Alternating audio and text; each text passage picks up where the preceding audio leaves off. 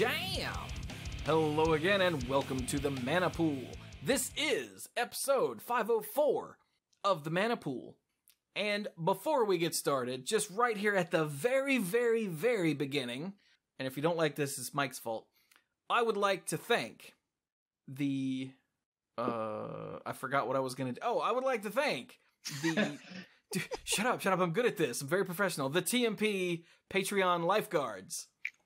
Because without you, I would not be able to continue doing this. So, thanks to Kim Ho, Andrew Hunt, Al, Rafe Gall, Corey Cloutier, Paul David, Lance Delicious, Timu Helazharyu, John Morris, Stuart Slaw, PJ McMullen, Bosco Bertain, Casey, Nathan Hay, Danny Liao, Jason Doan, AJ Javieres, Cody Buckowing, Jake Jansons, Jason Kaus, Brian DeLucci, Stark Maximum, Jimmy Scott, Dan Holm, Mike Millerburn, and the Beastfather, Aaron Goodwine. Now, the rest of the show. This episode was pre-recorded to give our lawyers time to draw up a defense. So, I am Chewy. I'll get right on that. Yeah, you will. I'm Chewy, the lead dork, very professional, and with me, as always, are these other dorks. Hi, dorks. Hi, I'm Brian. I'm the lead rambler. I'm the tangent master guy. And if I was a classic SNES game, I would have to be Ghosts and Goblins, because nobody could stand to play me for more than 20 minutes. Incorrect. Ghosts and Goblins is the Nintendo version. You have failed. See, there we go. I'm already bugged. Let's see, on Super Nintendo it was called Super Ghouls and Ghosts. Okay. Yeah. I'm Mike. I'm the rules guy and the game war guy. And if I was a classic Genesis game, I would probably be Earthworm Jim, because... Damn, that's eerie. I was just thinking that. Yeah. Wait, what? I missed it. What did he say? He would be the Earthworm Genesis Jim. Oh. Yeah, I can see that. Go ahead. Why? Because it makes just enough sense and nonsense that, makes just enough sense and nonsense to work. Man, I remember Earthworm Jim. Yeah. And I'm Dirk, the self-proclaimed greenest man alive and moral compass of the group. And if I was an original Nintendo game, I would be Mega Man. Because I like running, shooting, and jumping to the right. He is run, jump, shoot guy. That is his thing. To the right. To the right. Always. Never to the left? Not on the No, NES? you can't go backwards. You can only go forwards. That's to the right. All right, then. And if I was a classic GameCube game, I would be Eternal Darkness, Sanity's Requiem. Not because I'm an edgelord, but because my green bar is running dangerously low. See, That was the sanity meter. I picture you as more of a double dash. Because, somebody's always wanting to pair up with you, and you definitely bring the blue sparks. I do bring the blue sparks. So, as everyone should know, Dominaria previews are in full effect. If you don't, what is wrong with you? And why are I'm you sorry. listening to this show? So, Dominaria previews are in full effect. In fact, Monday Night Magic had one just this week, well, last week for the listeners, and it was Siege Gang Commander, which was really sick. Yeah, boy. With some really nice new art, too. Mm-hmm. Yeah, and then the day that our episode went live, they showed us Goblin War Chief. And in that episode, Clues was like, I thought that Goblin Chieftain was getting reprinted, and we were like, no. He's like, I thought, but they were going to bring it to Modern. We were like, it is in Modern. He goes, oh. Well, maybe I'm thinking of the War Chief? And I'm like, no, they're never going to reprint that. For some reason, I thought it was in Time Spiral, but maybe I'm thinking of Undead War Chief. Maybe. Mm. So yeah, Goblin, War Chief, and Siege Gang Commander are going to be legal and standard together again. Woo-hoo-hoo. That Spicy. sounds terrifying. But no one cares about Monday Night Magic's preview card because that already happened. But we here on the Mana Pool have our own Dominaria preview card for only the second time ever. And this time, it's not a random commander reprint. Yay. Right? Yay. Well, I mean, I like Commander reprints, but hey, new stuff. Exactly. Yeah. So, gentlemen, these guys haven't seen it yet either. So you No. guys listening are going to get their honest reactions the first time they ever see it. Yep. Completely honest, we don't know anything about it. So, All right. So is everybody looking at the Discord chat? yes. Mhm. Yes. I see Joria. Joria. Joyra. Joyra. Yeah. There you go. So, let's see who's got the best. So, Mike, Uh-huh. I would like, just because you have the voice and you can read cards, Brian. Yeah. I would like you after you read it or as you read it for the first time to read it off for the listeners. Okay. Whole thing or just the name? No, do the whole thing. Okay. Like I said, you've got the beard. You've got the beard. All right, it's the beard. Fine, you got me. Jeez. Okay, here we go. Bam. Whoa. All right.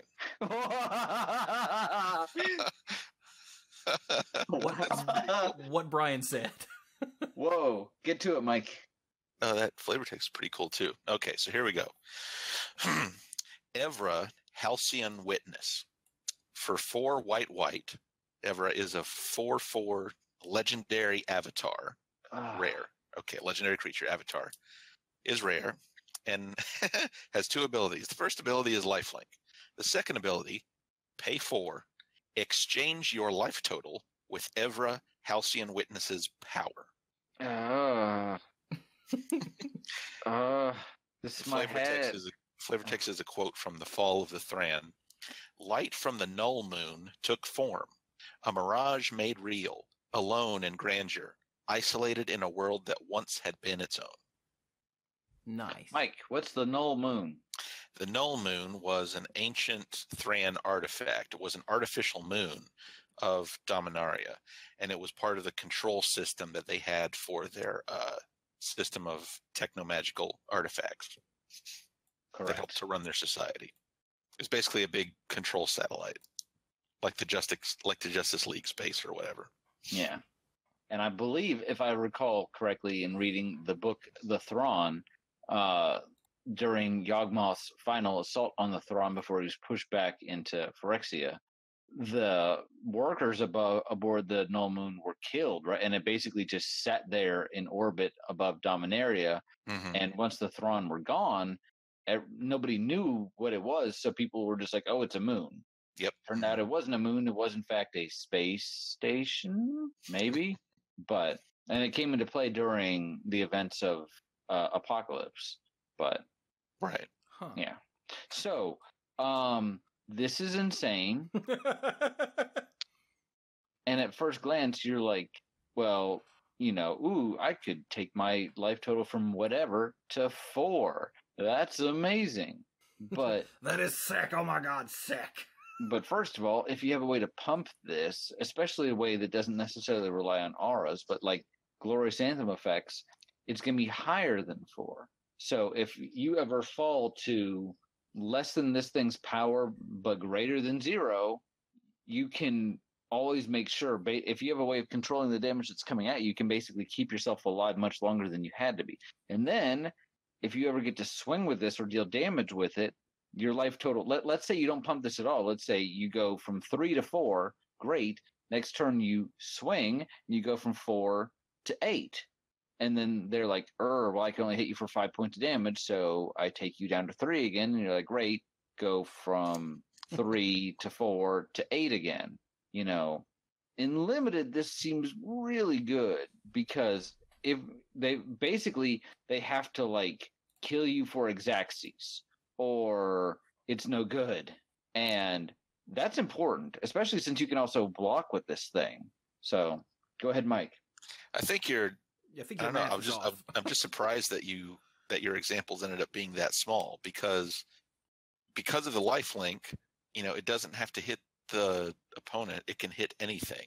Yes. So really, you can go from 12 to 4 to 16 in the span of a single combat damage step, and now Evra still has 12 power. Which is good for a creature with lifelink. When you Yeah. say 12 to 4 to 16, I'm trying to I Yeah, was it's exchange. Yeah. it's not I read It's it not as becomes equal to. I whatever. said I read I it don't as even know what set you're thinking.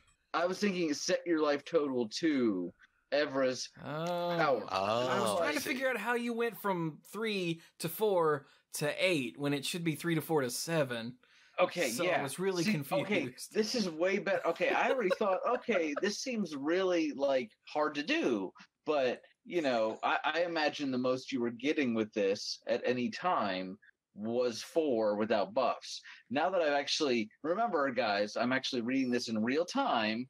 Now that I'm actually reading, I'm like, exchange. Holy freaking crap! So if I play this and nothing else has happened, right? I can make it a 20/4 Mm-hmm. and I go to 4 life, but then I swing and gain 20 life. Gain 20 life, yeah. Yeah. Yeah. Oh, me likey. Now it is interesting because you exchange it. You do then, of course, lower yourself to wherever it is, unless again it's higher. The 4 is higher than your life total, in which case, hey, at least you're staying alive. This works completely differently the way it's printed than the way it was printed in my mind. But quick, Dark, say something while I think.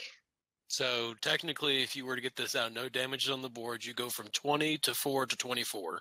Yeah. Yes. Okay. It also And then if you somehow give this thing double strike, it's 20 to 4 to 44. No. Wait. Yeah. Yes. Yes. Yeah, I was thinking what this really needs is a basilisk color. It's a good thing that this thing doesn't Wait, no. What's the one that gives double strike? increase. Fire Shrieker. Grappling. Fire Shrieker, yeah. Fire Shrieker. Basilisk And color Basilisk is what? Collar Death gives Touch it- and Lifelink? Yeah, that And would lifelink, yeah. The Death Touch would be funny, but it won't actually do anything.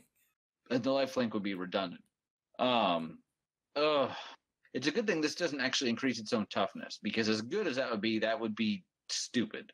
So, I like this. I be sure to send Blake a fruit basket, because this is not just like, okay, a really cool, but kind of mediocre thing. This is a really mind twisting. This tingles my Johnny senses, and it's clearly. I mean, maybe this will do something in competitive, but I mean, come on, this looks like it's made for casual greatness, and so I feel like this is really appropriate for us. So I want to take this moment to say thank you, Wizards, and thank you to the Blake and whoever else decides these things, because this is awesome.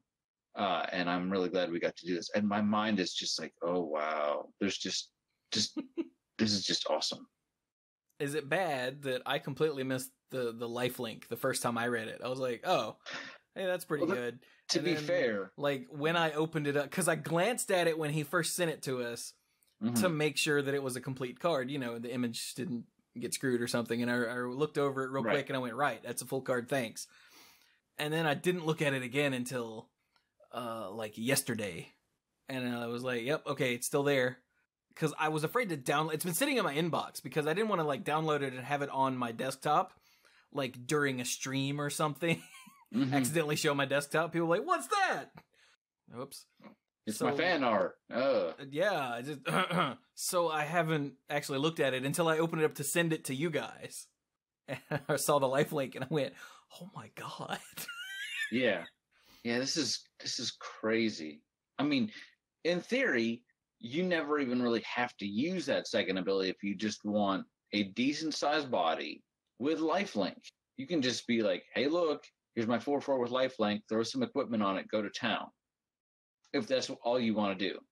And then that second ability just makes it kind of crazy. Yeah, no one's ever going to attack into this when you have 4 mana up. Yeah. And it's in white. So what are the primary abilities in white?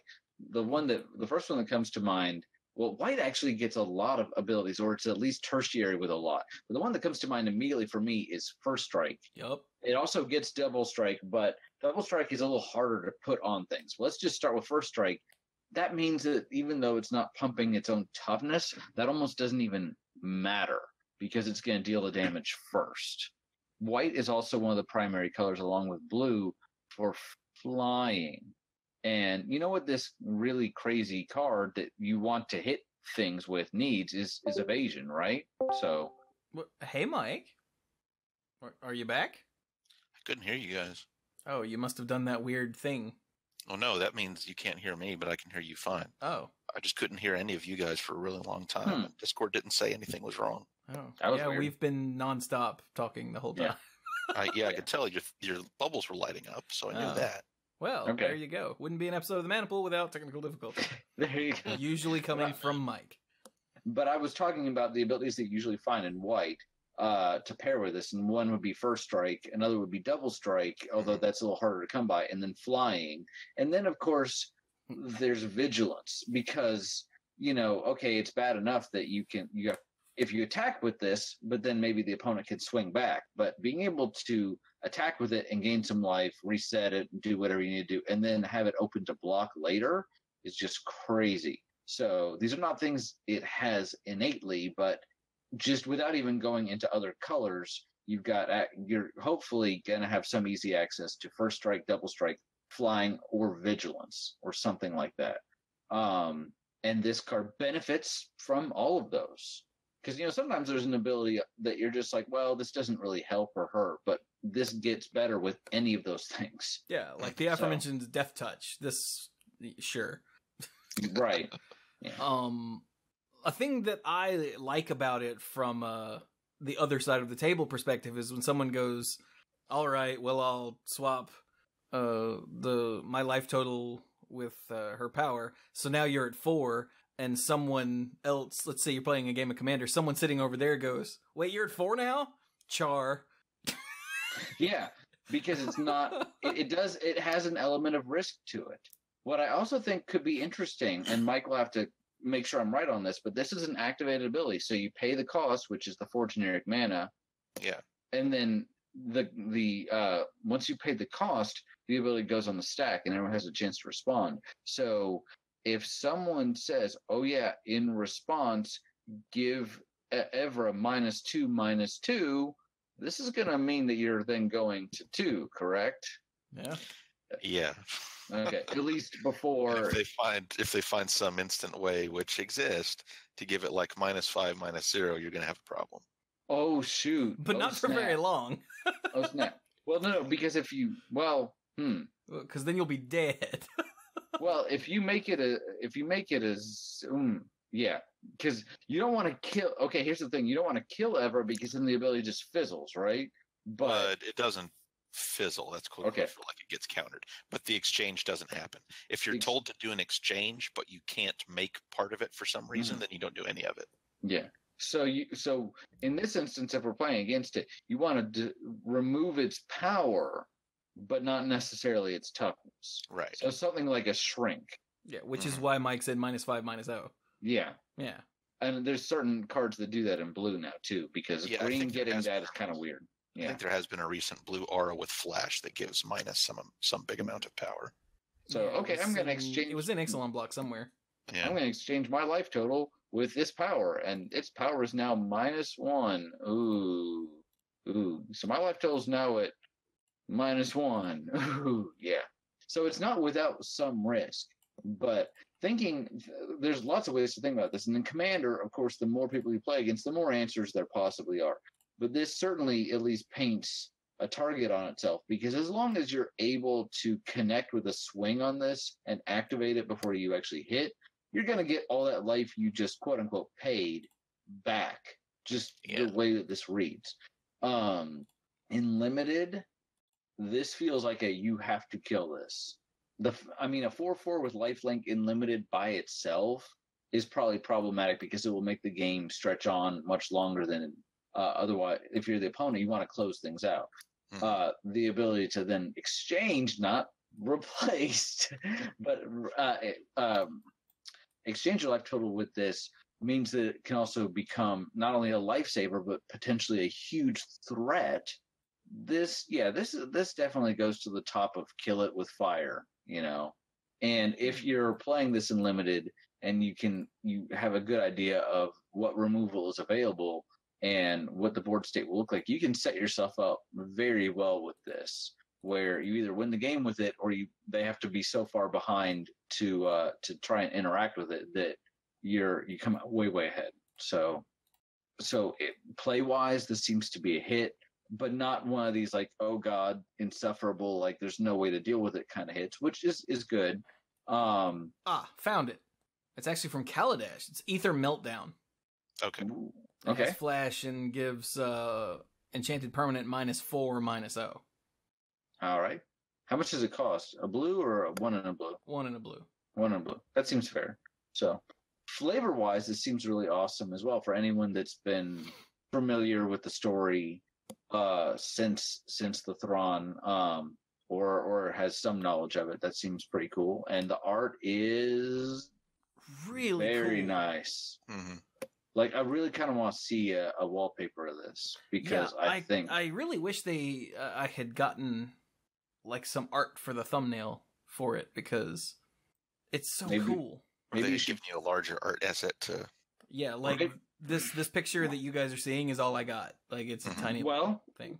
Can you poke at them before Monday? Oh, I don't know. I'll find out. You should do that. Oh, the one that I was thinking of that was in Ixalan is Sea Legs. Sea Legs, yeah. Because he's definitely not a pirate. It's definitely not a pirate, so it would get -2/-0 with flash. Yeah. Okay. Yeah. Okay. And that's an enchantment, right? So that's actually pretty cool. I realized the other one you meant, Aether Meltdown, is also. But enchantments are really interesting for this, because even then, let's say you don't kill it or you don't kill yourself with this when they enchant it, even after the exchange, it's still going to be smaller, which is important, because then that means it's going to gain you less life. Mm-hmm. So, yeah. But this is really awesome. And the Johnny senses, this seems to check a lot of the boxes. So, yeah. Yeah, it seems pretty cool. And how do you think it fits into White's flavor profile? Is this strictly on point as far as the color wheel? Is this a bend? Is this a break? Or is this something completely new? It's kind of like a riff on Sarah Avatar and other things that are connected to your life total, like even back in Alpha, like Personal Incarnation. Even though Personal Incarnation is way too weird and dumb to print now. But yeah, white cards that care about your life total.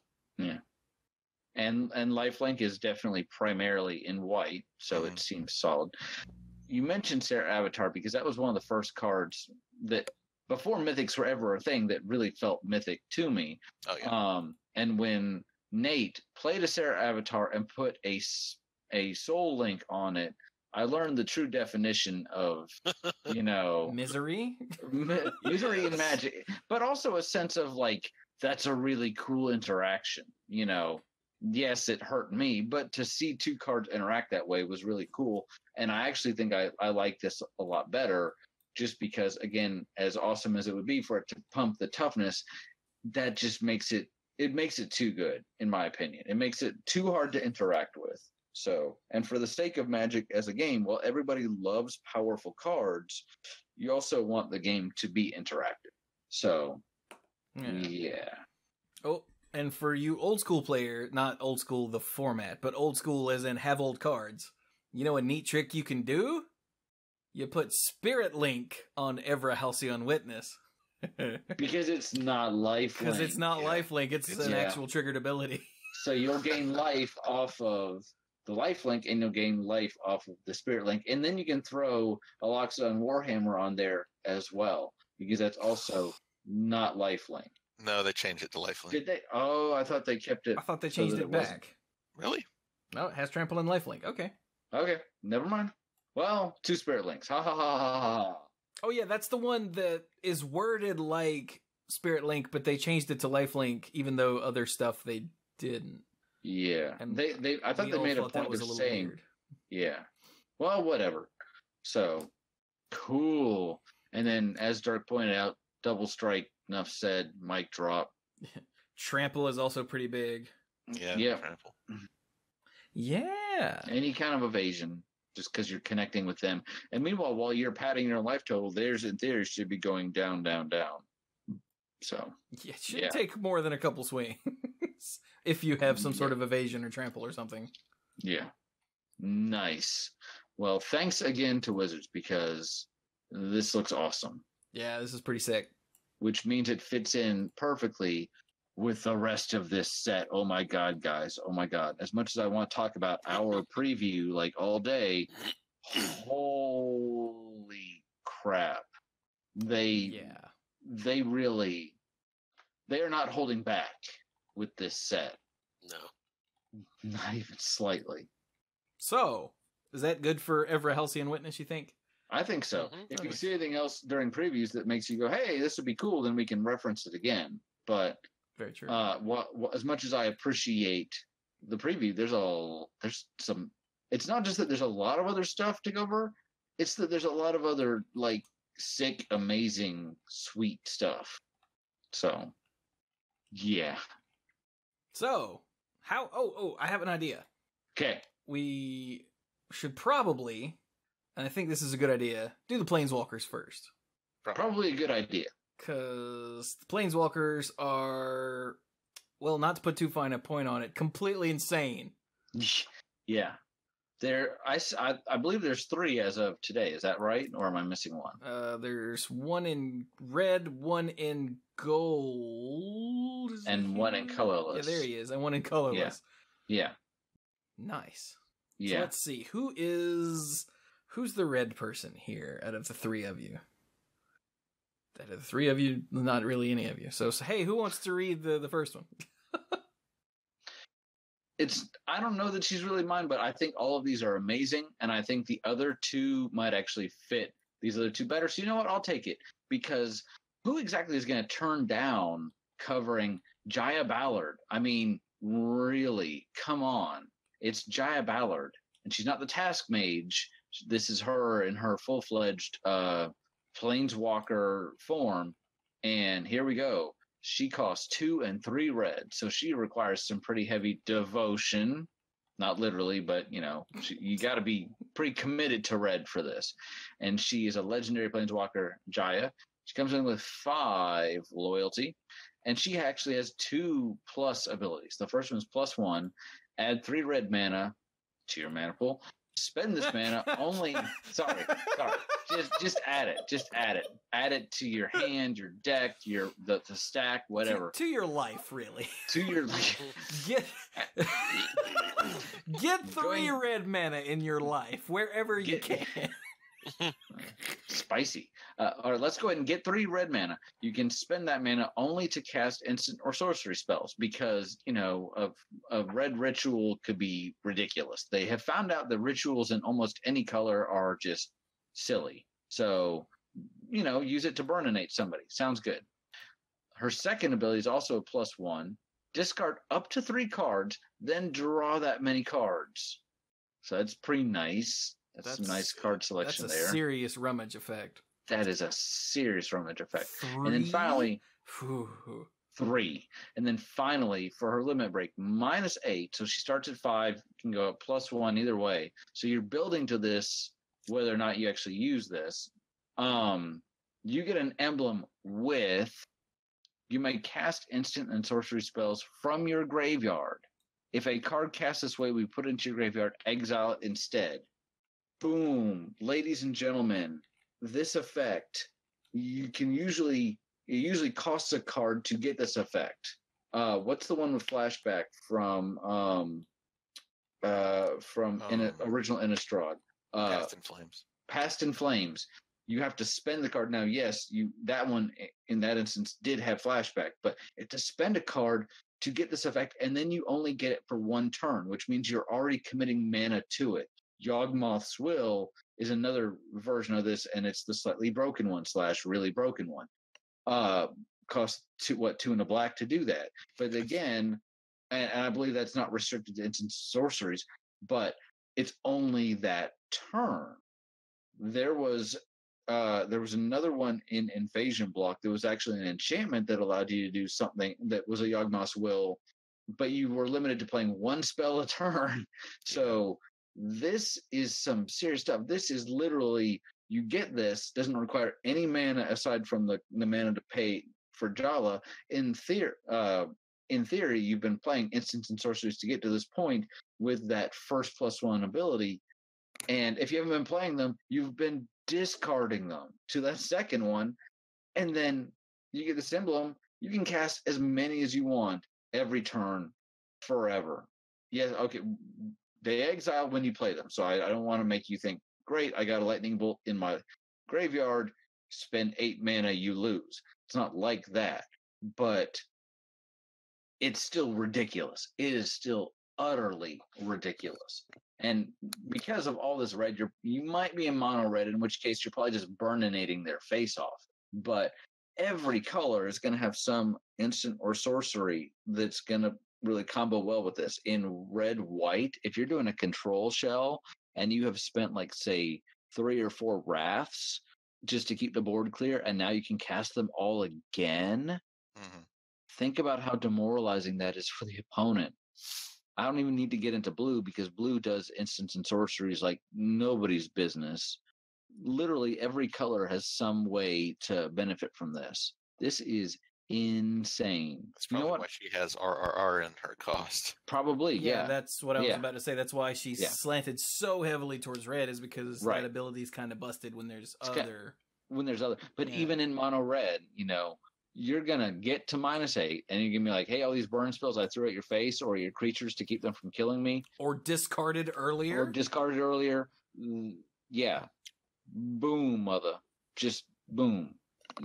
Jaya don't play. I mean, she plays, and then she lights you on fire. So that is playing for her. Yeah. Dirk, any thoughts? I think you've covered it quite well. Well, thank you very much. And as amazing as she is, and I do think she is amazing, and looking quite good for her age, might I add, there are 2 other amazing planeswalkers here. So who we got next? Well, I'll grab Teferi. Baby. So we've got Teferi, Hero of Dominaria. For 3, a white and a blue. He is a legendary planeswalker that's Teferi. He is mythic with a 4-cost loyalty. He has 3 abilities, the first of which is a +1 ability. It says, draw a card at the beginning of the next in-step, untap 2 lands. That's pretty good. Yeah. I like that. Never be tapped out. Yeah. If somehow you were able to, what was it we had talked about before about the lower cost cancel? Like you got the Wizard's Retort. Yeah. All right, and then next ability is a -3 loyalty. Put target non-land permanent into its owner's library, 3rd from the top. Seems good. Get rid of that for a while. Yeah, for a while. It doesn't even go to your hand. Doesn't even go to the top of your library so you can replay it next turn. It's going for a little while. Yeah. And the thing is, because it's 3rd from the top and it's a -3 ability, if they play it again, you could just put it back down again and just keep keeping Teferi the same loyalty. I didn't even think about that. That's kind of rude. Although, does that math add up? Because you do -3, and then they draw 1 card. Then they draw 1 card. You do a +1. They draw a second card. You do a +1. I think you're actually 1 turn behind on that. I think you're right. But nevertheless, it's awfully close. It is awfully close. Well, and the thing is, too, you bought yourself 2 extra turns there. So, ooh. Well, the thing with it too is that if you look at the loyalty, that if you are going to do it 3 times, then whenever you do send it back, 3 and 4 loyalty, you'll always be short the limit break. The limit break is a -8 loyalty. You get an emblem with, whenever you draw a card, exile target permanent and opponent controls. Sick. Yeah, that's not completely insane at all. Or broken. Yeah, not at all. This feels very much like the Fencer Planeswalker for a couple reasons. The fact that it has the same mana cost, not even converted mana cost, And that limit break is very similar to Venser's original one. I believe his was you get an emblem with whenever you cast a spell, you can exile something. Is that correct? Yeah. Look it up. Yeah. So feels very much like a tribute to Venser, but feels true to Teferi, because his whole solution to things is you learn about stuff in that first ability, and then you make stuff go away for a while. That's kind of his whole solution to things. Yeah. So for Venser's abilities were connected to his teleportation magic. For Right. Teferi, it's his time magic. You see that in the untapping lands. You see that into sending something out of the present and into the future. Yeah. For a while to delay it. And then that last one is basically the phasing magic he used was essentially displacing something from the time stream. Yeah. In another way. And a lot of times it would come back, except for, like his home, which is now completely gone. Yeah. But this is like you're removed from space and time, which is very appropriate. You're just gone. So, yeah, I like it. And the thing is, it says target permanent, not non-land permanent. So that means you can go and decimate somebody's, their lands. Yeah. And because you're in blue, you might find a way to do this more than once a turn, because it triggers when you draw a card, which means you're getting a benefit on top of a benefit. You're playing a color that's notorious for card draw. Yeah, if only there was some way to draw extra cards, I don't know, on this card. Yeah, gee, look at that. Assuming you keep them around. But if you resolve this limit break, there's some limit breaks that you might need a little more. As amazing as Jaya Ballard's limit break is, you still need to have the instants and sorceries to play. All you have to do to make his work is draw cards. Is play magic. Yeah. Essentially, if at the bare minimum, what it says is, hey, you get one free exile of a target permanent an opponent controls every turn. Yeah. Yeah. Teferi's like, what? My staff is smoking. I don't give a damn. Is his staff, in fact, vaping? Is it his vaping? Oh, that's terrible. Yeah. So he's awesome. Yeah. Should we address the Oath of Teferi while we're here? Let's do Karn and then come back to that. Okay. Yeah, we'll hit that stuff later. Yeah. I'm right there with you, Mike, but yeah. Speaking of which, Mike. All right. So Karn, Scion of Urza, costs 4 mana for a Karn Planeswalker that starts on 5 loyalty. Wait, does that seem high? It's actually really good, starting on 5 loyalty for 4 mana. But he has an interesting set of abilities. So he doesn't have a true limit break ability. His +1 is reveal the top 2 cards of your library. An opponent chooses one of them. Put that card into your hand and exile the other with a silver counter on it. Which is automatically interesting because you're exiling something with a counter on it, which they don't do all the time. Right. So the middle ability, -1, put a card you own with a silver counter on it from exile into your hand. And this is cool because it can grab cards that were exiled with some other instance of Karn earlier in the game. Like say that first Karn died and you play a second one, you can, because of the way this works, you can still get those cards that were put there with the first Karn. So that's convenient. Yeah. And then the last ability is just a -2. But this is what it does. Create a 0/0 colorless construct artifact creature token with this creature gets +1/+1 for each artifact you control. It feels like that can be out of control bad. Yes. Yes. I mean, if you're even playing fairly, let's say you play one artifact before you play Karn, who is not an artifact, which is important, even though he's colorless. And then, like a mana rock, and then you play him in -2. Well, you automatically got a 2/2. And the next turn you -2.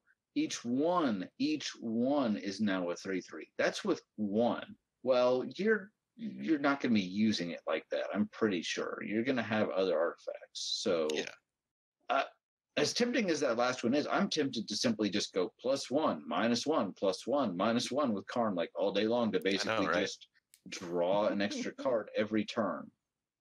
Or you can just keep doing +1, +1, +1 until you really want one of the cards that was exiled with the counter on it. It's time to get it right now. Yeah. Well, he automatically has the ability to do -2, -2, and you have 2/2/2 colorless constructs in 2 turns. With no other artifacts at all. Yeah. With Karn still being alive on the board. Yeah. This is quite good. This is quite good, and because it's colorless, it's almost hard to say what deck really doesn't want him. Probably an aggro deck, but even aggro decks still want to draw gas. So you're probably not tapping out on 4 to do this. But my point is, it's so good. It's so good. Yeah. All of these planeswalkers are just amazing. So from a flavor perspective, how many planes has Karn completely screwed now? Just the 2? Well, this one and whatever Meriden was called originally. Argentum. Yeah. He made Argentum and said, "Yeah, this place is great. Hey, Memnarch, look after it while I'm gone." And then he left, and Memnarch said, "Mwahaha. Dad's gone. Dad's gone. Break out the booze. I'm going to start filling this place with souls," which was not ever Karn's intention, and, populating it. And somebody turned on God mode for Memnarch, and he went a little crazy. He's making big heads. IDDQD. And so that, Karn came back as soon as he could to fix it. Memnarch actually found a way to keep him out for a while. But, and then Dominaria isn't really his fault, just because. Well, I mean, one of them was. Sort of. He's like, I'm going to go back in time, and oh God, what have I done? Yeah. Well, I mean, that's what Urza made him for, so of course he was going to try to do it. If you look back, Urza is responsible for a whole lot of stuff. I mean, a whole lot. He had good intentions, kind of, sort of, in that, the enemy of him was Yawgmoth, so by default, he's not a bad guy. But Urza left a lot of bodies and destruction in his wake. So Karn was created to basically assist Urza. So that's going to mean collateral damage. Poor Karn.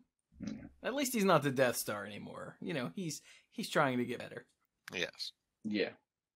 So, Mike, you mentioned that other card associated with Teferi, and I saw it and I loved it, and I figured we would keep on track with this. But I agree. I think we should probably go ahead and talk about it before we move on, because as much as I'm not a huge Gatewatch fan right now, because I feel like overexposure, I do like this extended cycle of cards. I think they're fascinating. We've talked about them before, and it's when I saw it on the list at the top for cards that were added either today or yesterday, I didn't see the original article or site previewing it, but I just saw it, and I'm like, really? And I scrolled down, I'm like, oh, that's cool. So, hey, Chewy, we talked about the Planeswalkers. Why don't you tell us about this here thing? Sure. The Oath of Teferi, because that's who you want on the team. Side note, curious to see how he gets his spark back, because he ain't a Planeswalker at the beginning of the story. But anyway, go ahead. Something to do with a thing that he's holding in some art. Was it Opt? In art for Opt, yeah. Something Jorah gave him.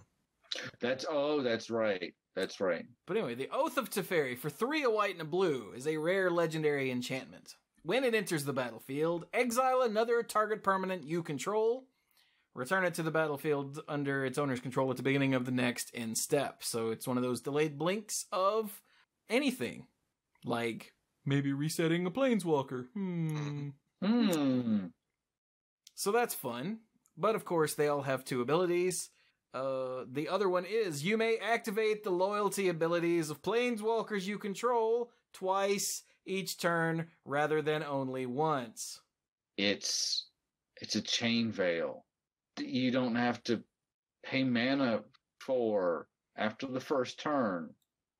What in the heck what, huh? Exactly.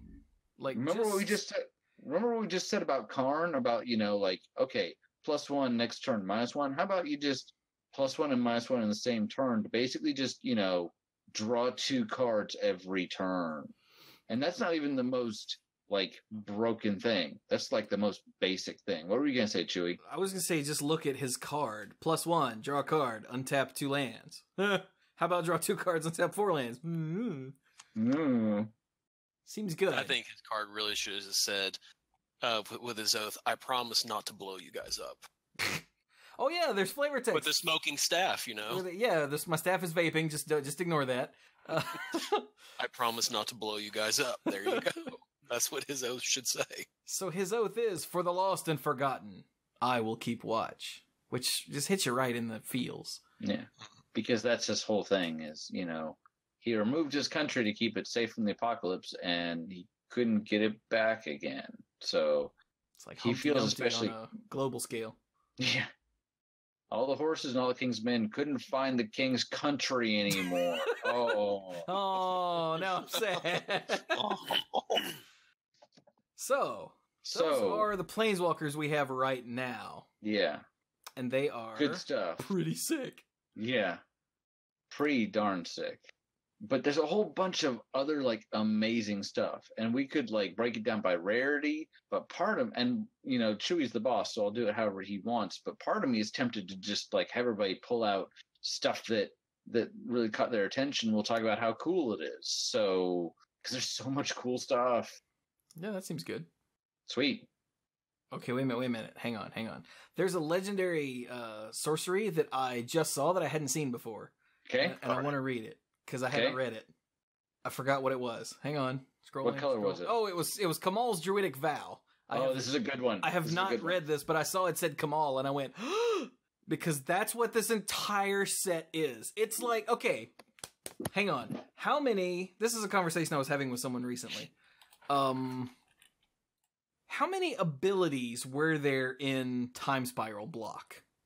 Too many. Wait, I'm sorry. 20? I think almost as many as there had been in the entire game up to that point. Yeah. I think maybe technically more because of the new ones that were added in Future Sight. It was a lot. Let's see. Mechanics and themes. Blah, blah, blah, blah, blah.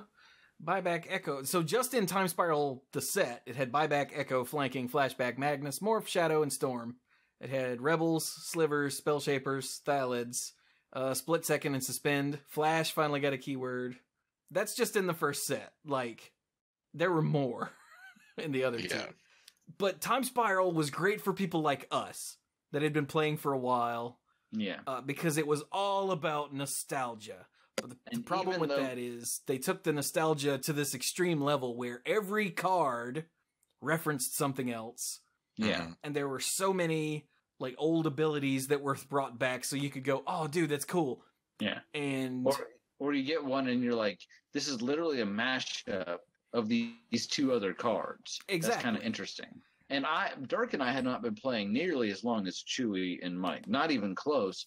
But because we had been playing with them for a couple of years at that point, we had been exposed to a lot of this really old as dirt stuff. Yeah, and you were accustomed to games where there was this giant mishmashed pile of different mechanics on the battlefield all the time. Yeah. Oh, yeah. It was normal.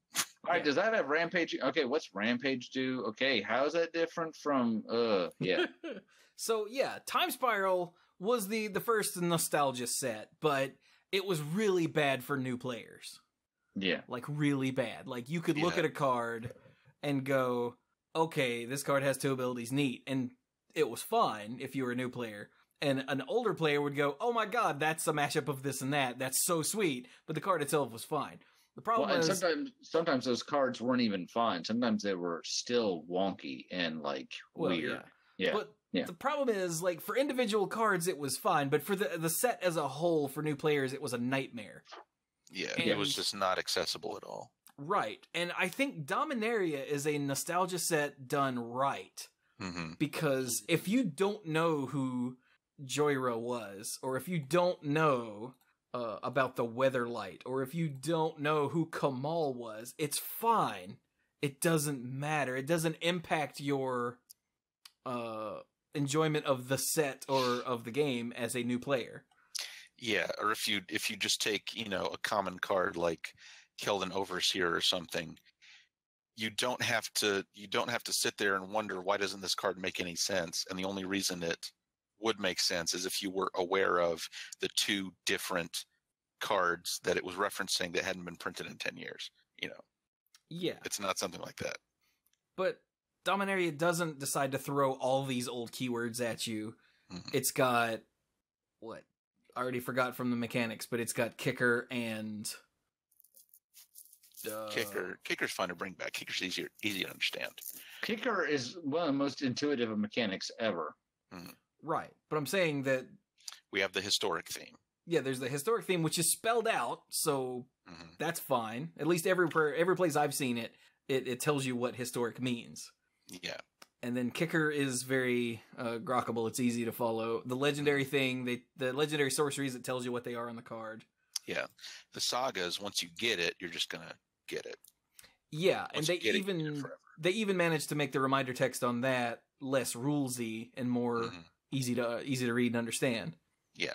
So yeah, this is nostalgia done right. So if you don't know who Kamal is or what the deal is with his druidic vow, it really doesn't matter, but it gives you a thing that you can ask about or go find. And Mm-hmm. it gives you the opportunity to learn more without forcing you to learn more.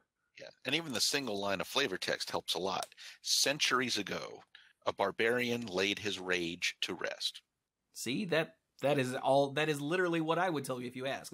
Well, he was this pit fighter and he threw lightning bolts at people and then he became a hippie. So, all that said, let me actually read the card now because I still haven't read this card. Oh, yeah. Kamal's Druidic Vow for X green is a legendary sorcery. And look, reminder text. You may cast a legendary sorcery only if you control a legendary creature or a planeswalker. It's rare, and it says, look at the top X cards of your library. You may put any number of land and or legendary permanent cards with converted mana cost X or less from among them onto the battlefield and put the rest into your graveyard. Okay, wait. So X green. You look at the top X. And then lands and legendary things that cost X or less go onto the battlefield. Are you serious? Yes. Yep. Very serious. I saw this and it reminded me of one of my last semi-successful standard decks where I would use effects like this and so when they brought back Convoke in a core set and they brought back Chord of Calling, and I would use this sort of effect. But this has the potential to be utterly ridiculous. So of course you have to have the legendary requirement out, which looking through the set is easier and easier to pull off. And just if you build the deck correctly, just put like 6 or 7 mana into this and get just stupid amounts of stuff. Just ridiculous. Yeah, that's really good. Yeah. And the lands hit the battlefield untapped. That's useful. Yeah. Doesn't even specify tap. Wow. Yeah. Nice. Means if you have another one of these, the next one can be even bigger. You better hope that the legendary permanents that you put in are big enough for the X to cover it. You mean small enough? Yeah, small enough. Yeah. The that right the X size. can cover it. Yeah. Well, and if you're Mike, you don't care because it's all going to the graveyard anyway, so it's all good. Yeah. Yes. X equals 8. That's okay. All my legendary permanents cost 9 or more. I got this. Oh my god. All right, so that was just one that I spotted the name of and went and wanted to read it. So, who's got something else? I've got something else, and it is in the theme of legendary sorceries. And if you've been playing the game for any length of time at all, we've actually already mentioned this name on this podcast tonight or today, depending on when you're listening to this. In black, it's a legendary sorcery. It is Yawgmoth's Vile Offering.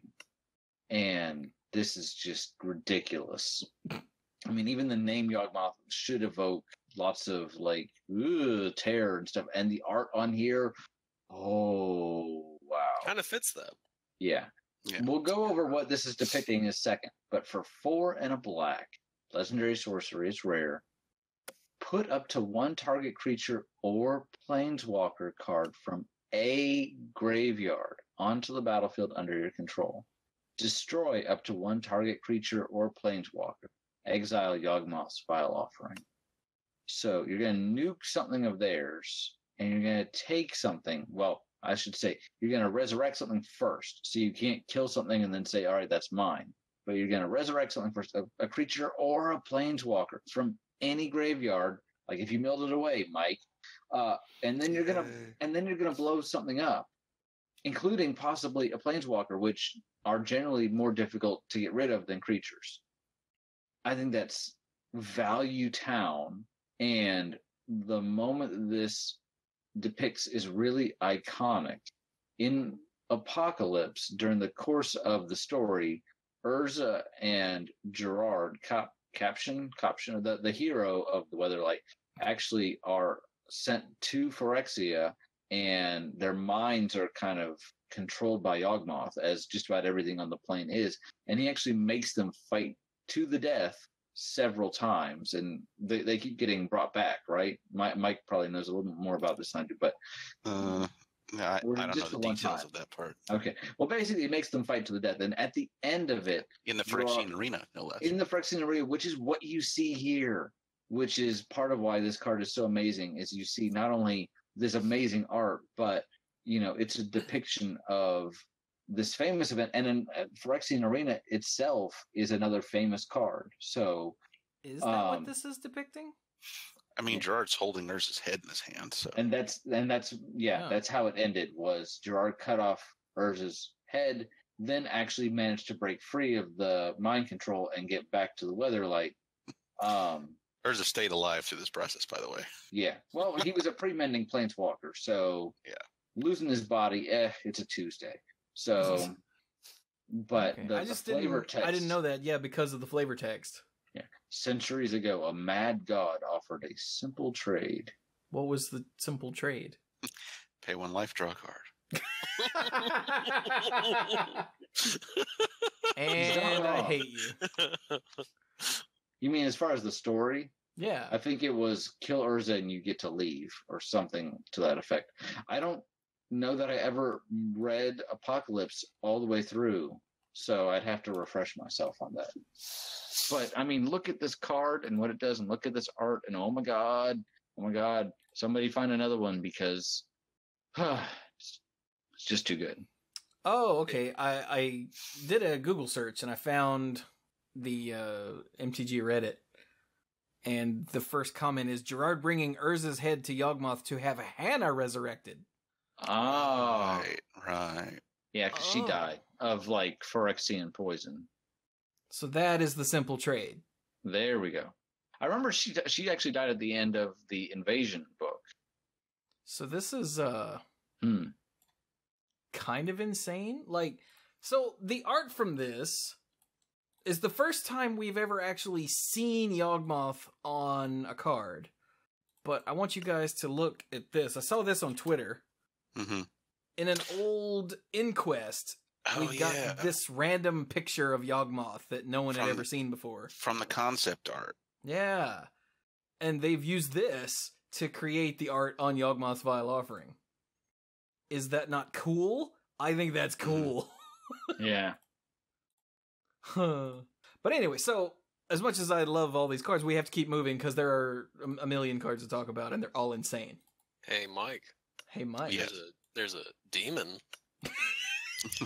There is. Hey, Mike. Yes. It's gonna kill you.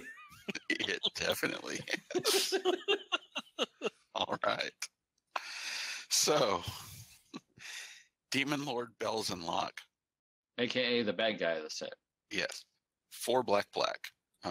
Is a mythic 6/6 legendary creature, Elder Demon. Ooh. That's not just any. No. So for 6 mana, a 6/6 with flying and trample.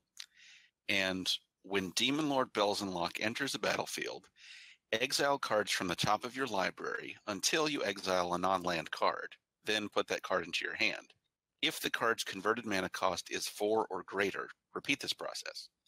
Demon Lord Belzenlok deals 1 damage to you for each card put into your hand this way. So if you get big things, you get to keep going. You get to keep going, and he hurts you for each one. Yeah, this one is actually one that's not going to kill you easily, I don't think. Not as easily. Like, you have to have a really horrible streak of bad luck, or be bad at building decks to get for Belzenlok to kill you if you're at even a remotely safe life total. Yeah. But and it's a 6/6 find a way. flying and trample. Yeah. He'll just build a deck with nothing that costs more than 3 except for Belzenlok and just mill himself out. You mean nothing that costs less than 4? Oh, yeah, I was thinking about maybe just lands. Just lands, right? That's how you mill yourself with this. It's just Oh, yeah, there lands. it is. Mm-hmm. There you go. This guy is the big bad for story. He because the Cabal was kind of overthrown by Kamal and the events of Onslaught Block. It's actually Belzenlok actually kind of brought it back and under the guise that he had always been the leader of the Cabal. And in fact, he's actually warped history. If you read the story, it's kind of interesting. The followers of the Cabal are taught that he's basically responsible for every event on Dominarian history. And actually, if you go up to Cabal Evangel, I'm never sure how to pronounce that, which itself is just a 2/2 for 1 and a black. It's a human cleric. The card itself is fine. Easily the best card in the set, though. But the flavor text, all hail the Demon Lord Belzenlok, Evankar of the Stronghold, Scion of Darkness, Doom of Fools, Lord of the Wastes, Master of the Ebon Hand, Eternal Patriarch of the Cabal. At least 3 of those are titles attributed to other people. The Evankar of the Stronghold was the title that Phyrexia gave to the Lord of the Stronghold on Wrath, and that was originally Volrath and later Krovax, right? Yep. Mm-hmm. And then Lord of the Wastes is a title attributed to Yawgmoth himself. Master of the Ebon Hand was somebody else. So this is revisionist history. Belzenlok is basically saying everything you've ever heard somebody else did, that was fake news, that was me. I did it. It was me every time. Nobody has more effect on this than me. I'm going to be huge. In the first episode of the story, you see some Cabal cultists had recovered the Black Blade. Yeah. And when they bring it up, one of them starts saying, this belonged to Dakon, right? And the other's like, no, and explains how it was Belzenlok's sword that he used to kill the Elder Dragons, which, isn't what actually happened. But that's what Belzenlok is telling everyone. Yeah. And on one of the videos they put up, video interviews with the story people, they explain a little more of the backstory that after some big supernatural war, Belzenlok was trapped in the abyss for a few thousand years and didn't actually get to go out and do anything. And these lies are kind of making up for that. The fact that he didn't actually get to go out and do anything, have any effect on the world while he was trapped in the abyss. I had not heard that, but that's kind of cool. Mm-hmm. From a more recent standpoint, he's also one of the demons that made the deal with Liliana. That after the mending, he's the last one. He's the last one. The last one's still alive. Which I find interesting because Liliana's been killing them off, saying, I don't need you anymore. I question the logic of this because it was their magic that basically kept her alive as she was aging out because she was getting old. She was a pre-mending planeswalker. Mending happened and she's not immortal anymore. She's now kind of like replaced their power with a dependence on the chain veil. Yes, I've had enough of these, okay, I can't do a very good analogy, but I'm trading this bad thing for this thing that's possibly like much worse. Yeah, what could possibly go wrong? Yeah. Well, the thing is, it's not clear that killing the demons will get rid of whatever they did for her. It sounds like one of those standard, trade your soul for phenomenal cosmic power and youth and beauty and whatnot. She's just killing them so they don't have control over her soul anymore. Yes, and I get that, but once again, it's we don't know. Who knows what the effect? That's true. of We don't killing know them whether will be. this will make their magic go away. You're right. She is tired of living under them. She assumes that by getting rid of them, she'll be free of their control. Who knows? We'll see. Hey, Dirk. But of course, Nicol Bolas was the one who helped to broker that deal, so who knows what'll happen. Oh god. Yeah. Bolas is like, you didn't know. I bought your debts.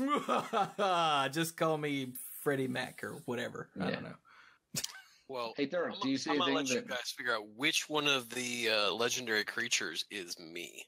the one in green? Wait, Is there Sorry. isn't? Well, I guess there's a monkey in green, but which one are you? I'm gonna talking guess about- that it's Tatiova. It's Tatiova. Yup. Well, that makes a lot of Good sense. one. It's a very good Tatiova. one. It's a very Dirk. I like card, this too. one. It's a very Dirk card. Tatiova, Benthic Druid. For 3, a green and a blue. Legendary creature, Merfolk Druid that's uncommon. Mhm. It's a 3/3. Whenever a land enters the battlefield under your control, you gain 1 life and draw a card. Yup. Yeah. I like this one a That's a lot. Yeah. A lot of the uncommon legends in the set, I actually like quite a bit. And this one is toward the top because, dang. Side note, I really kind of like, with some of the sets starting, I think, in Lorwyn, they started portraying the merfolk as having more, bipedal and, they could be on land and in the water because it became problematic of, all right, here's a merfolk. We have to draw it in the water. We have to draw it on an island, something like that. But after so many years of changing it, it's kind of nice to come back and see like the old school version of merfolk. That was like I think Mercadian Masks was one where they were all just blue humanoids walking around, right? Yeah, in Mercadian Mass, I think they could switch back and forth between underwater fins and land legs. Oh, okay. And Lorwyn, they had fins. Yeah, but Lorwyn, others- they could breathe air, but they were still merfolk like this. Yeah, Yeah. they just had fins. But in a lot of other places, they were given legs just for the sake of convenience. Most significantly, I think we saw the most of them on Zendikar, That's probably what I was thinking of. Yeah. where they're bipedal, and we've Yeah. been back to Zendikar. Yeah, because Another that's where concept. Kiora's from, right? Yes. Yeah, okay. So, yeah. But so as far as the card here, much like we talked about with Teferi, this rewards you for playing a game of Magic. Mhm. Just playing lands, gaining a life. This feels very Courser of Crufix to me. Now, possibly not as good because it costs more and you can't see the top card of your library, but I don't know. I really like this one. Go ahead. Sure, you can. You draw the top card. Well, yeah, Shut up, okay. Mike. It feels like that there's all the guilds. It feels like that there is a uncommon legendary creature for each one of the color combinations. Yeah. Well, think about it. First of all, they know that aside from the fact that this set is all about history, and this set is all about, here are the descendants of some of the famous figures, or if not directly descended, here are the people that are taking up the mantle of the heroes. But from a purely, as well as, hey, we realize as far as who the set is made for, this is Commander Paradise. Think about it. Also, Mhm. also, Brawl. And Brawl, and I was getting at that, but yeah, Brawl and Commander. This is just paradise, and it's perfect for Brawl because Brawl is a brand new format. And oh look, instead of before where you might be like, all right, I want to build this color combination. I literally have one choice. Now you're going to have possibly a couple choices. So And there's Yeah. another card that I think is up for a fun discussion. okay, Ooh, what's that? Muldrotha. the yeah, that's a good Gravetide. one. That's a good one. For 3, a black, green, and blue. So for 6, it's a 6/6 legendary creature, elemental avatar that's mythic. During each of your turns, you may play up to 1 permanent card of each permanent type from your graveyard. If a card has multiple permanent types, choose one as you play it. So every turn Huh. you can play one creature from your graveyard 1 planeswalker, 1 land, 1 artifact, 1 enchantment. Now, Mike, what if I have an enchantment and I have an aura? Can I only play one of them because they're both technically enchantments? Yeah, enchantment is the actual permanent type. Okay. Aura is just a subtype. It's a subtype. You don't Okay. go by subtypes. Yeah, like you can't play a cleric and a goblin and count that as 2 different types. No. Right. Right. But so worst case scenario, you replay a blocker over and over again. That's like the bare minimum, unless they have a way to deal with this. Right. I kind of like the idea of replaying a land with a sacrifice effect over and over Mhm. again too. Mm-hmm. I like that a lot. Yeah, that's going to be a pain in the ass in Commander. I can smell it. Yeah. Oh yeah. But I love the thought here. I love the design space that this really shows. And once again, the Johnny sense is tingling. Mike, if you don't build a deck out of this guy, within a couple of weeks of the set coming out, I am disappointed, because this is even the same colors as that. What's the one? Mimeoplasm. Yeah. Yeah, and to be honest, I've gotten a little bored with the way the mimeoplasm works mechanically, so it might just end up getting a replacement and the deck get changed around to work in a different way and to use more permanent based stuff instead of cut down on some of the instants and sorceries. Nice. Well, there you go. So, cool. I'm going to keep talking about legendary sorceries simply because I think we've actually covered a lot of them. And one that literally jumped off the page at me was Karn's Temporal Sundering, because I don't think it literally jumped off the page at you. you'd be You don't know? I'm just I don't saying, know. given what I know computer about the screen internet. was shaking. Yeah. Karn's Temporal Sundering costs 4 and 2 blue. It's a legendary sorcery. And there's really only one thing this could do. But, it's rare. It's not mythic. It's rare. Target player takes an extra turn after this one. Return up to 1 target non-land permanent to its owner's hand. Exile Karn's Temporal Sundering. AKA, if you don't win the game, what are you doing? Because you're bouncing something, probably one of theirs, then probably attacking, and then you get to untap and take another turn. The take another turn by itself, that is meaty and juicy and all that, but throwing a bounce effect on there makes this ridiculous. Just ridiculous. Yeah. Yeah. I would also like to point out that this card, I think we need to make Noah Bradley a national treasure. It's really impressive. Because It's the art so is good. completely insane. Yeah. Absolutely. And this, of course, depicts when Karn was actually sent back in time by Urza, and this caused a gigantic rift in the time stream, leading to all sorts of other important things, like the Academy at Talaria being kind of torn apart.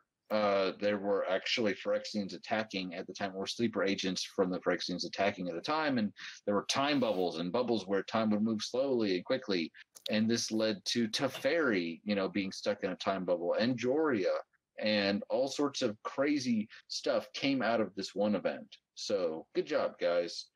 Way to, screw up the universe. Dicks. Centuries ago, a quest to harness time became a spiral into chaos. Yep. Darn That would do chaos spirals. I like the way that these all say centuries ago this horrible thing happened. Yep. I mean, it's Dominaria we're talking about, so. Oh, yeah, where horrible things happened centuries ago every day. But that is a good point. I actually hadn't noticed that. Kamal's vow isn't a horrible thing. Like you said, centuries ago, a barbarian became a hippie. See? It's terrible. Well, since we've read the rest, how about Jaya's Immolating Inferno? That is one of the best uses of the color red and yellow that I've ever seen in my life. Oh, the art? Yeah, right? Yeah. So for X red, it's a rare legendary sorcery that deals X damage to each of up to 3 targets. Oh, hey, Noah Bradley did all of these. Oh, he did?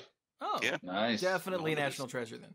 Yeah, Yeah. no wonder they're so pretty. Okay. And this one says, centuries ago, a pyromancer's spark ignited a fiery conflagration. I'm turning into Brian. You're welcome. And this, I'm guessing, is when Jaya's spark ignited. And who is that? Is that Joda? I had to look this up. Yeah, that's Joda. That's when Joda freed Jaya of some kind of mind control or something. And I'm not remembering what I looked up anymore.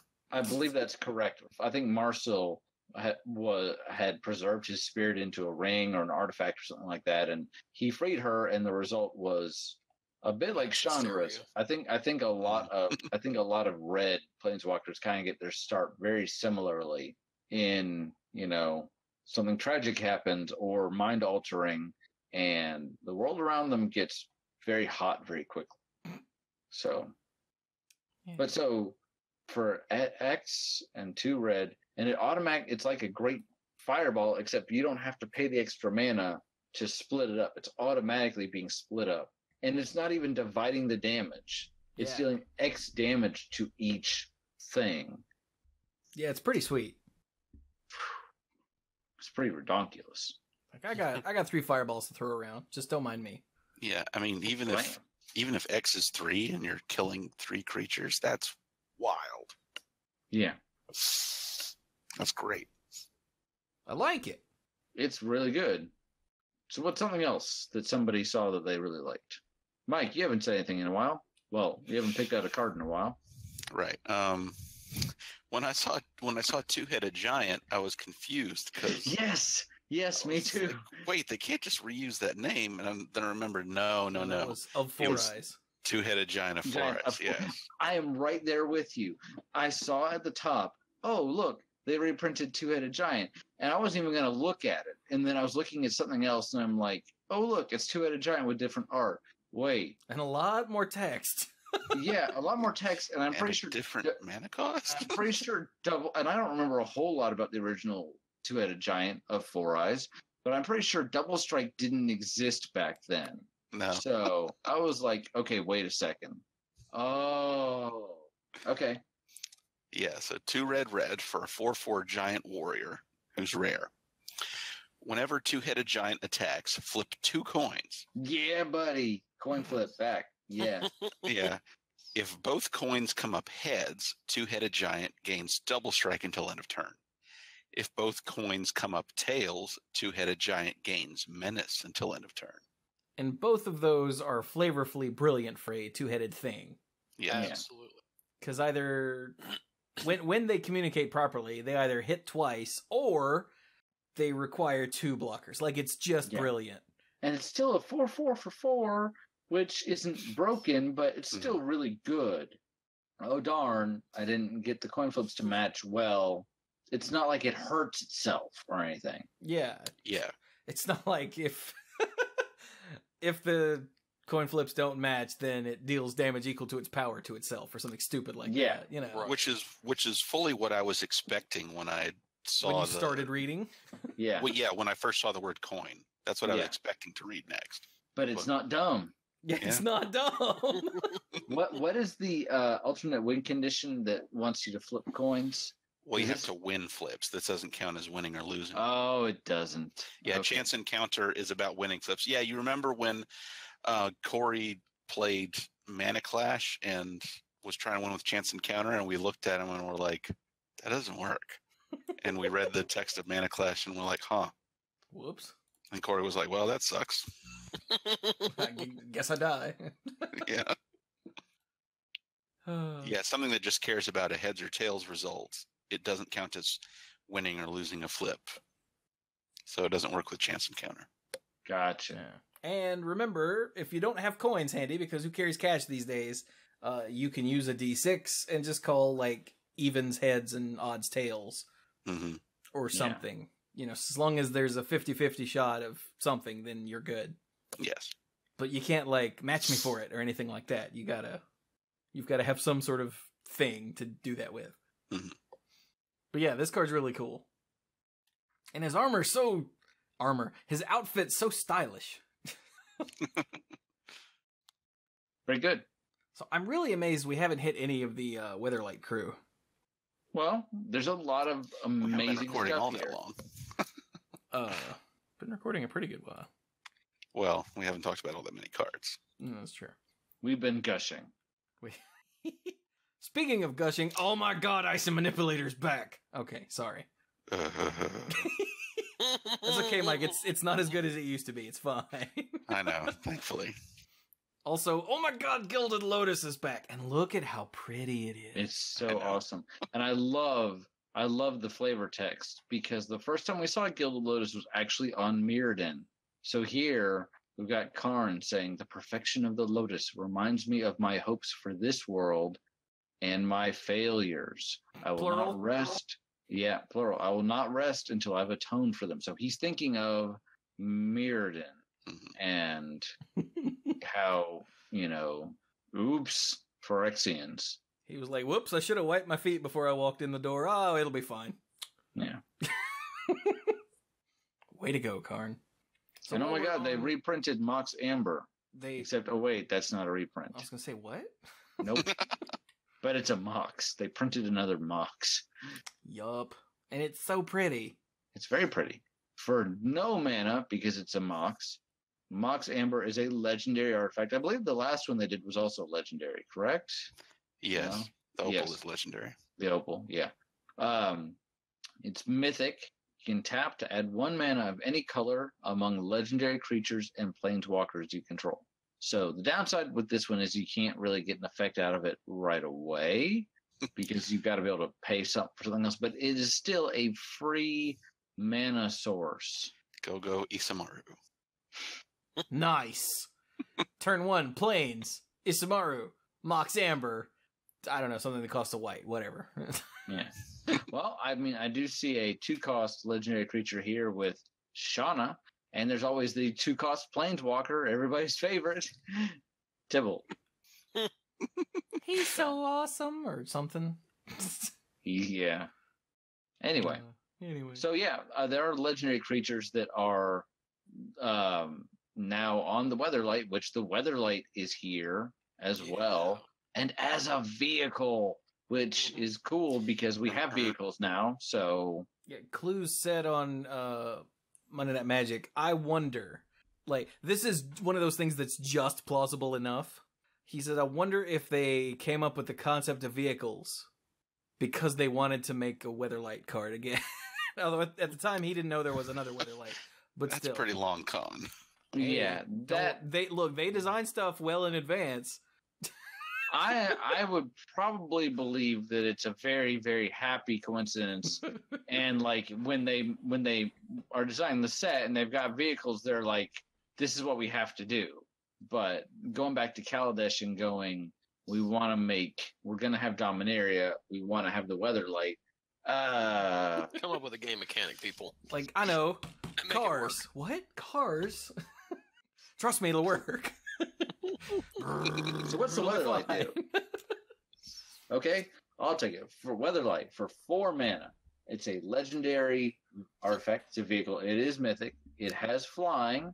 And of course, because it's a vehicle, it's not a creature all the time. So it has crew of 3.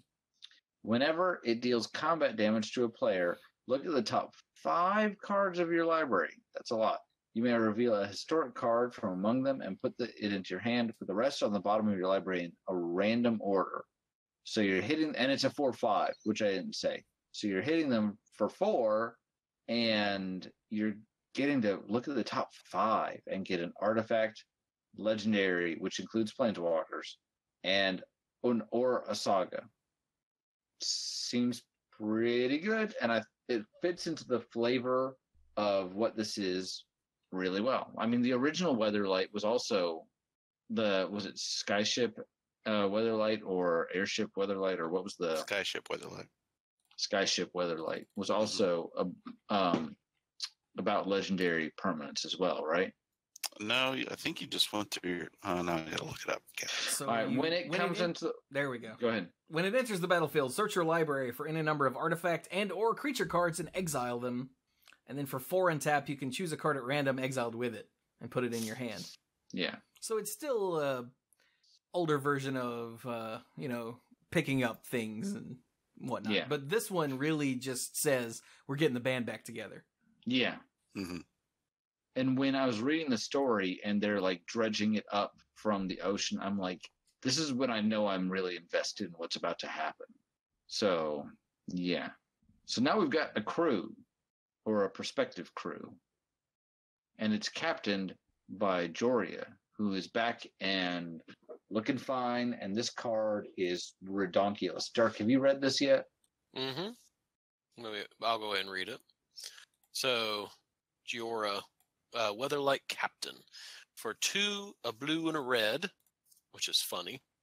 Legendary creature, Human Artificer, who's a 3/3 mythic. Whenever you cast a historic spell, draw a card. Meaning, artifacts, legendaries, and sagas. Yeah. Yeah, she's not insanely busted at all. No. I mean, at least 2 of those card types are historically not free. Historically. I hate you. Oh, I didn't even. And see. So, hey guys, you remember Yawgmoth's Vile Offering? Yes. Yeah. I just found the full art for it, and I put that in the chat. Yeah. Feel free to open that up and have your brain fall out. Nice. Yeah. That's nice. Anyway, but yeah, Sassy Joyra here is really awesome. A thing that I really like about the Weatherlight is that basically the entire crew of the Weatherlight can crew the Weatherlight. let me rephrase that. The entire crew of the Weatherlight, as in the character cards, can be used to activate the crew ability on the Weatherlight. Almost. Like Shanna has to have some work, and Slimefoot needs to make a sapling. Slimefoot needs to make a friend, but still. Yeah. But he's not really supposed to be there anyway, so I hope that happens in the story. Like, he has to make a sap. It's like, go up there and look, I can't see where I'm going. Tell me which way to turn. In the story, this last time, Tiana is talking to Arvad, and Arvad's like, hey, you got a spot there? It's like a fungus. And she's like, yeah, I know. They didn't think it was sentient or anything. So they're just like, okay, cool. And they kept moving. So. Whoops. Well, maybe it'll turn out to be a good thing in the long run. Maybe this guy will be like the Squee of this generation. Yay. That's what I'm thinking. As opposed to, Squee, who's back, but, if we want to talk about the actual crew, we can do that. So, I really like Arvad, so I'm going to talk about him. Arvad the Cursed. He's a 3/3 legendary vampire knight, uncommon, for 5 mana, 3, a black and white. He has Death Touch and Lifelink, and other legendary creatures you control get +2/+2, not +1/+1, but +2/+2. Yeah, it seems pretty good. He's basically like the bodyguard for the ship. Mm-hmm. He used to be a knight of Benalia, and he was captured by the Cabal and forcibly turned into a vampire, which is messed up. And ever since they got the Power Stone working on the ship, he felt called to go there. And apparently, the longer he's around the Power Stone, well, it doesn't seem to be completely curing his vampirism. ? It seems to make it much more manageable. So he's here, and he's a good guy, and even though they don't trust him immediately, it's good to see him here. So yeah, that's the first one. Who else we got? So, okay, wait a minute. Let's draw some comparisons here to the original crew. So Joyra is clearly Sisay, right? She's the boss. Yeah. Yeah, kind of like a combination of Sisay and Hannah, since she's also an artificer. Right. Yeah. Okay, so Arvad is totally Krovax, who was cursed. Right. And who was the Miri? The warriors? A little bit of Miri, a little bit of Tongarth in terms of just like bodyguard muscle. Oh, right. Yeah. I forgot about Tongarth. Yeah. Right. Okay. He's basically Krovax, but with Tongarth's buff. More, yeah, or more, I was going to say moral coat. Okay, so, yeah, we'll go with that. Because Krovax was, even before succumbing to his vampirism completely, was not the most trustworthy guy. So. Yeah. Yeah. Okay. So then, let's see. We already talked about Shanna, because she's a promo card.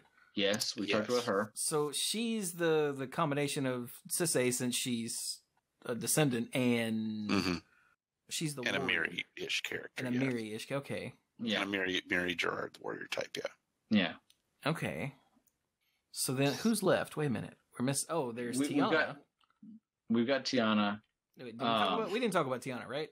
Not yet. Okay, so Tiana ship's caretaker for 3, a red and a white, is a 3/3 legendary angel artificer who's uncommon.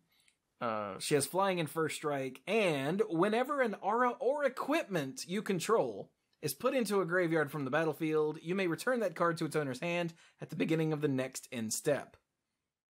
Oddly enough, she can fix things, but she can't fix vehicles. Wait, what?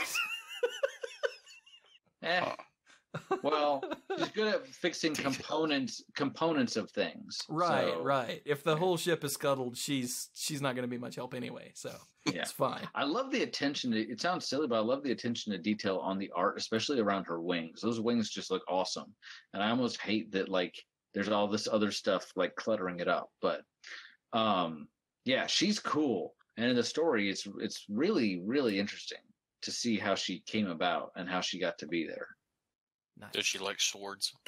I have a sword. Well, she does have a sword. She kind of wanted, like, she came into existence, and she was surrounded by angels, and she said, "Am I a warrior angel? Who am I here to basically kick the ass of?" And apparently, when an angel comes into being, it's because Sarah has allowed it to come into being. It's usually to answer the prayers of mortals.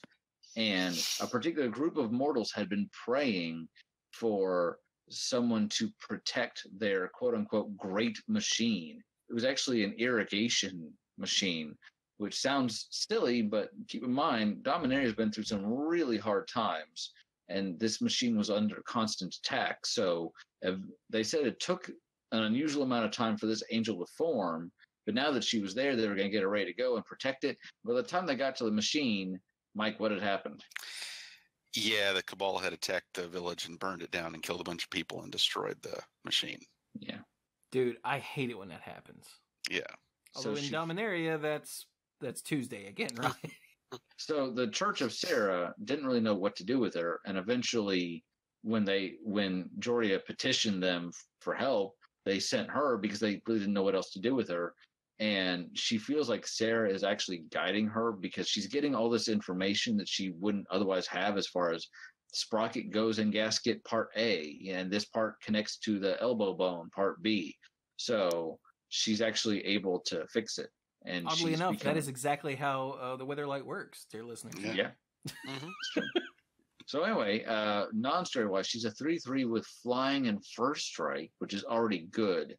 But one of the downsides for auras especially is I spend all this time buffing up this creature dies, and I've invested more than one card in it. The ability to then get the aura back. I'm not saying this is ridiculous, but this feels very, in the appropriate deck, this feels really good. Mm-hmm. Yeah. Now, we have not mentioned Raph yet. That's because I can't pronounce his last name. Mike, who is this guy? Raph Capation. Okay, I've heard Capation, Capassion, Capacitor, Caption. Like, I've heard all kinds of ways to pronounce it, and I don't know what. Yeah, that's right. I think I've heard Capuchin most often, but I've always said Capation. I don't know. Maybe it's Capuchin. Who knows? No one knows. Somebody write Rosewater on his Tumblr blog and ask him. Hurry up. So, we didn't say who Tiana was like. As a mechanic, let's see. I think Karn did maintenance work on the... He was like the caretaker of the legacy in general. On the wheel, yeah. But did Squee also do maintenance work? Would they have let him? I was going to say, do we trust him to do? Bill, I don't know. Do you do? I think he's probably a little bit of Karn and a little bit of Hannah, probably. Goblins tend to have a weird knack with machines on a bunch of different planes. Was Squee one of them? Squee's also unusually smart for a goblin. And unusually immortal for anything. Don't tell him that he's unusually smart for a goblin. It goes to his head. And I have to cast with him on Monday Night Magic, so please don't. Well, anyway. All right. So Raph is the ship's mage. So he's like an Urte figure. Right. For 2 a white and a blue. He's a 3/3 human wizard, uncommon, legendary, with flash and flying. Pew! You may cast historic spells as though they had flash. This feels really good. Like, really good.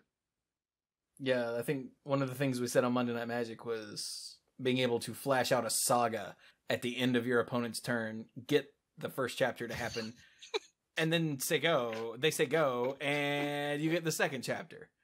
That seems kind of insane. Just that by itself is kind of insane. Yeah. I'm laughing at the idea of running out of saga at instant speed at the end of, like, in response to something. It's like, combat attack with this, and this. It's like, once upon a time. It's like, oh, God. Stay a while and listen. So Raph is here. Joyra actually went in search of his sister. He has older sister. Danitha. Thank you. Because she most exemplifies the compassion line. She's actually got a card here as well. Danitha. Caption. You love extra vowels, man. I do. Can't get enough of Anyway, she costs 2 and a white for a 2/2 legendary human knight. She's uncommon. She has first strike, vigilance, and lifelink. Aura and equipment spells you cast cost 1 less to cast. Oh, man, she and Tiana should hang out. Well, the thing is that this girl, whose name I can't clearly pronounce, she was clearly the martial expert. She turned them down because she did not want to leave her home. And they're like, "Will you be protecting the whole world? And that includes your home." She's like, "I'm going to stay here and protect the land that I feel connected to." And her brother was like, "Can I go with you guys? Can I go with you?" And they're like, no. And then he cast a convincing illusion and made them go, "Well, all right, we'll give you a shot." So he kind of fanboyed his way into the job. Nice. Yeah. Seriously though, she and Tiana should hang out, like, in your library. Oh yeah. They get along really well. Dude. Yes. She's a knight. Yeah. When the History of Benalia goes off, she's going to be more badass. Yeah. Which is very flavorfully appropriate. Dang. Danitha. So that I think is the entirety of the crew, at least that we've seen thus far. Well, we haven't covered the mold yet. Yeah, we didn't actually talk about the fungus.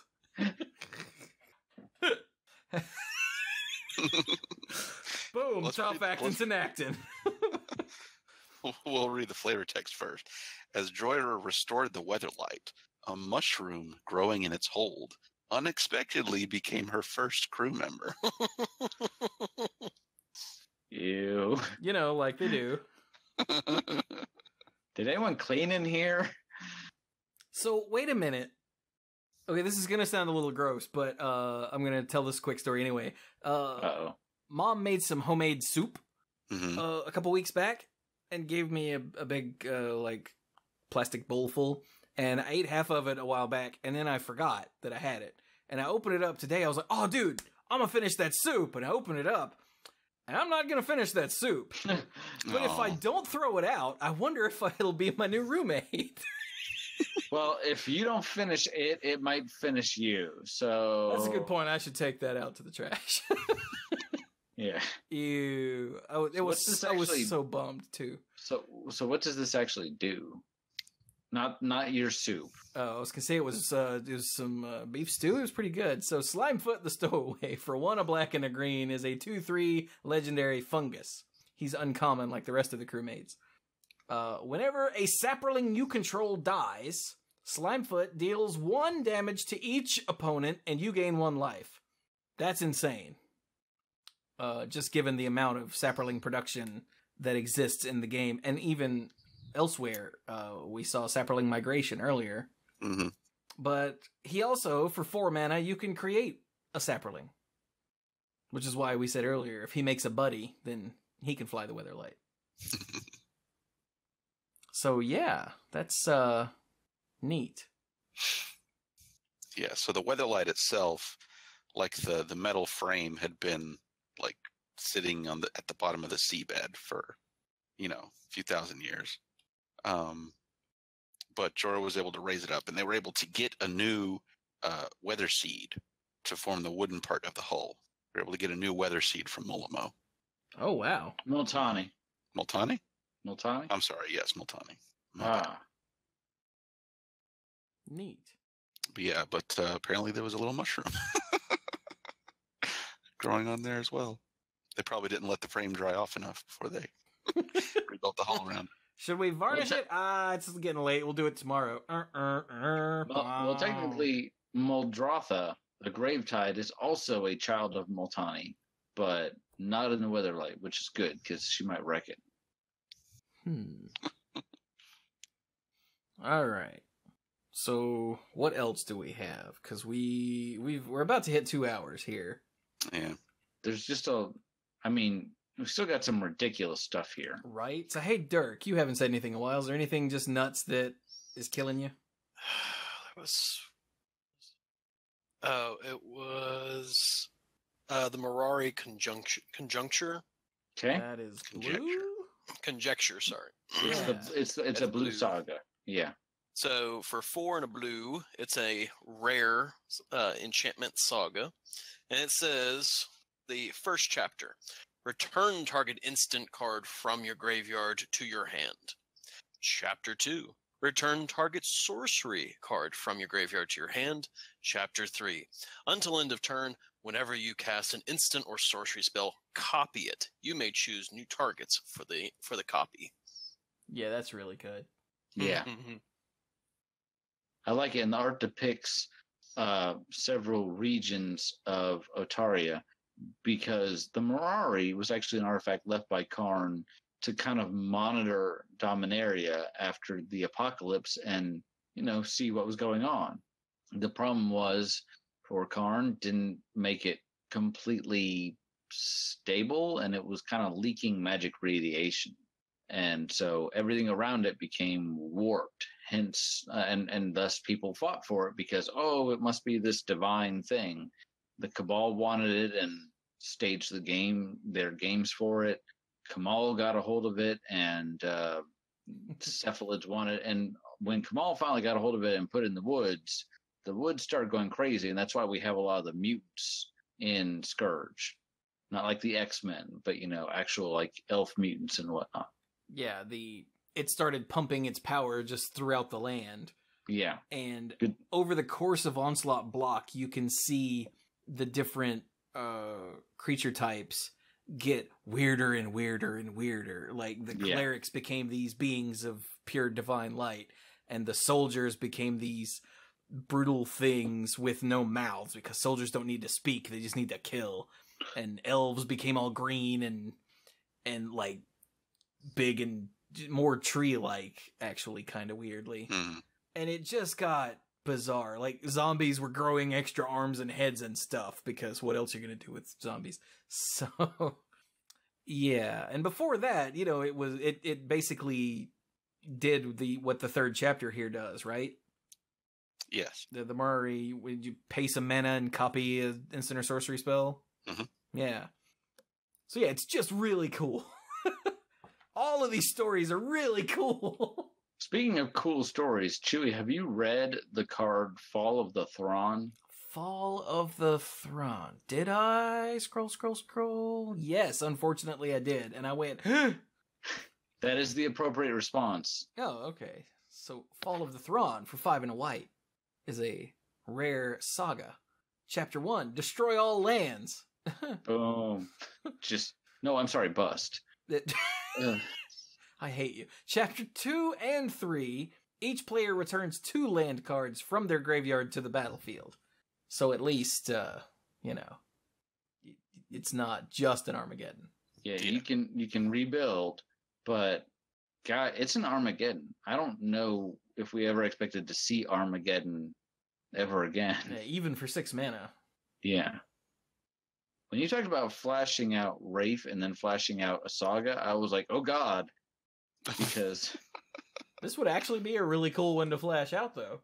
Blow up all your lands. Oh, I get 2 back. Now I can do a thing. And I still have, this Raph on the board. Raph? What was his name? Rafe? Yeah, Raph. Raph, yeah. Mm-hmm. Brian does just add extra vowels, doesn't he? I do. But yeah, that's one that stood out to me.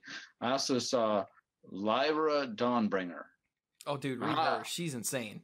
For 3 and 2 white, she is a 5/5 legendary angel. She is mythic. She has flying, first strike, and lifelink. Other angels you control get +1/+1 and have lifelink. Yeah, that seems kind of insane. Seems pretty good.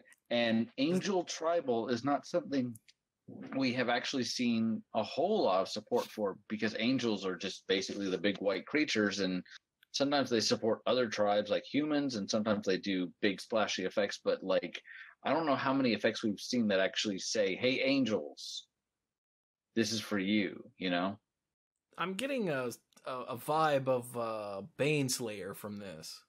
Yeah, very much Baneslayer Angel. Yeah, except 5/5. with way cooler armor. 5/5 for 5 with flying, first strike, and lifelink will do that. So I'm really digging the stained glass on the armor, the stained glass look on the armor and the shield and the spear, though. Like, that is beautiful. Yeah, it's sick. Oh, and hey, Sarah Angel's getting a reprint. But the flavor text is awesome. Yeah, it's really cool. The angel remembers her past lives like dreams. Her song held up meadows.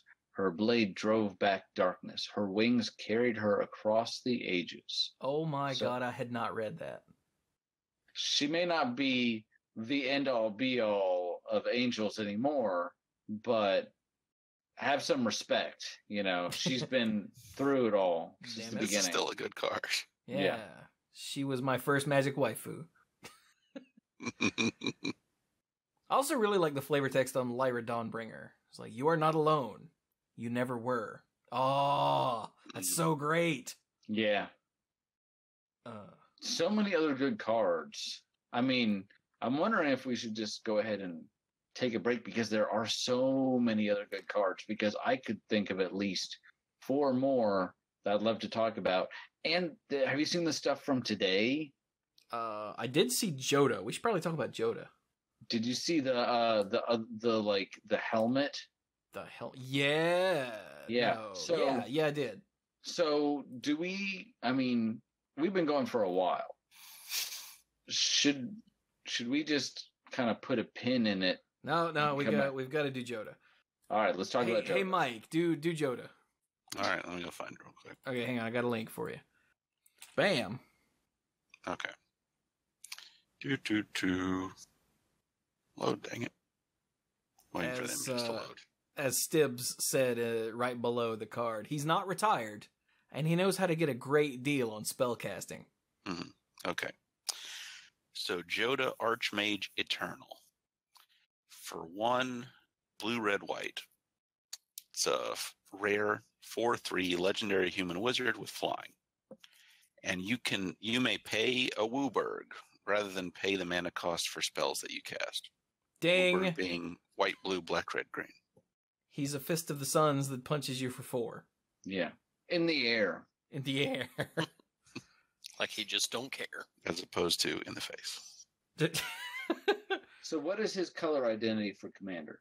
Jeskai. Oh, I'm sorry. Color identity, I'm sorry. Yeah, he's all 5 colors. That's what I thought. Which means, so he's just the default 5-color commander now, right? Probably.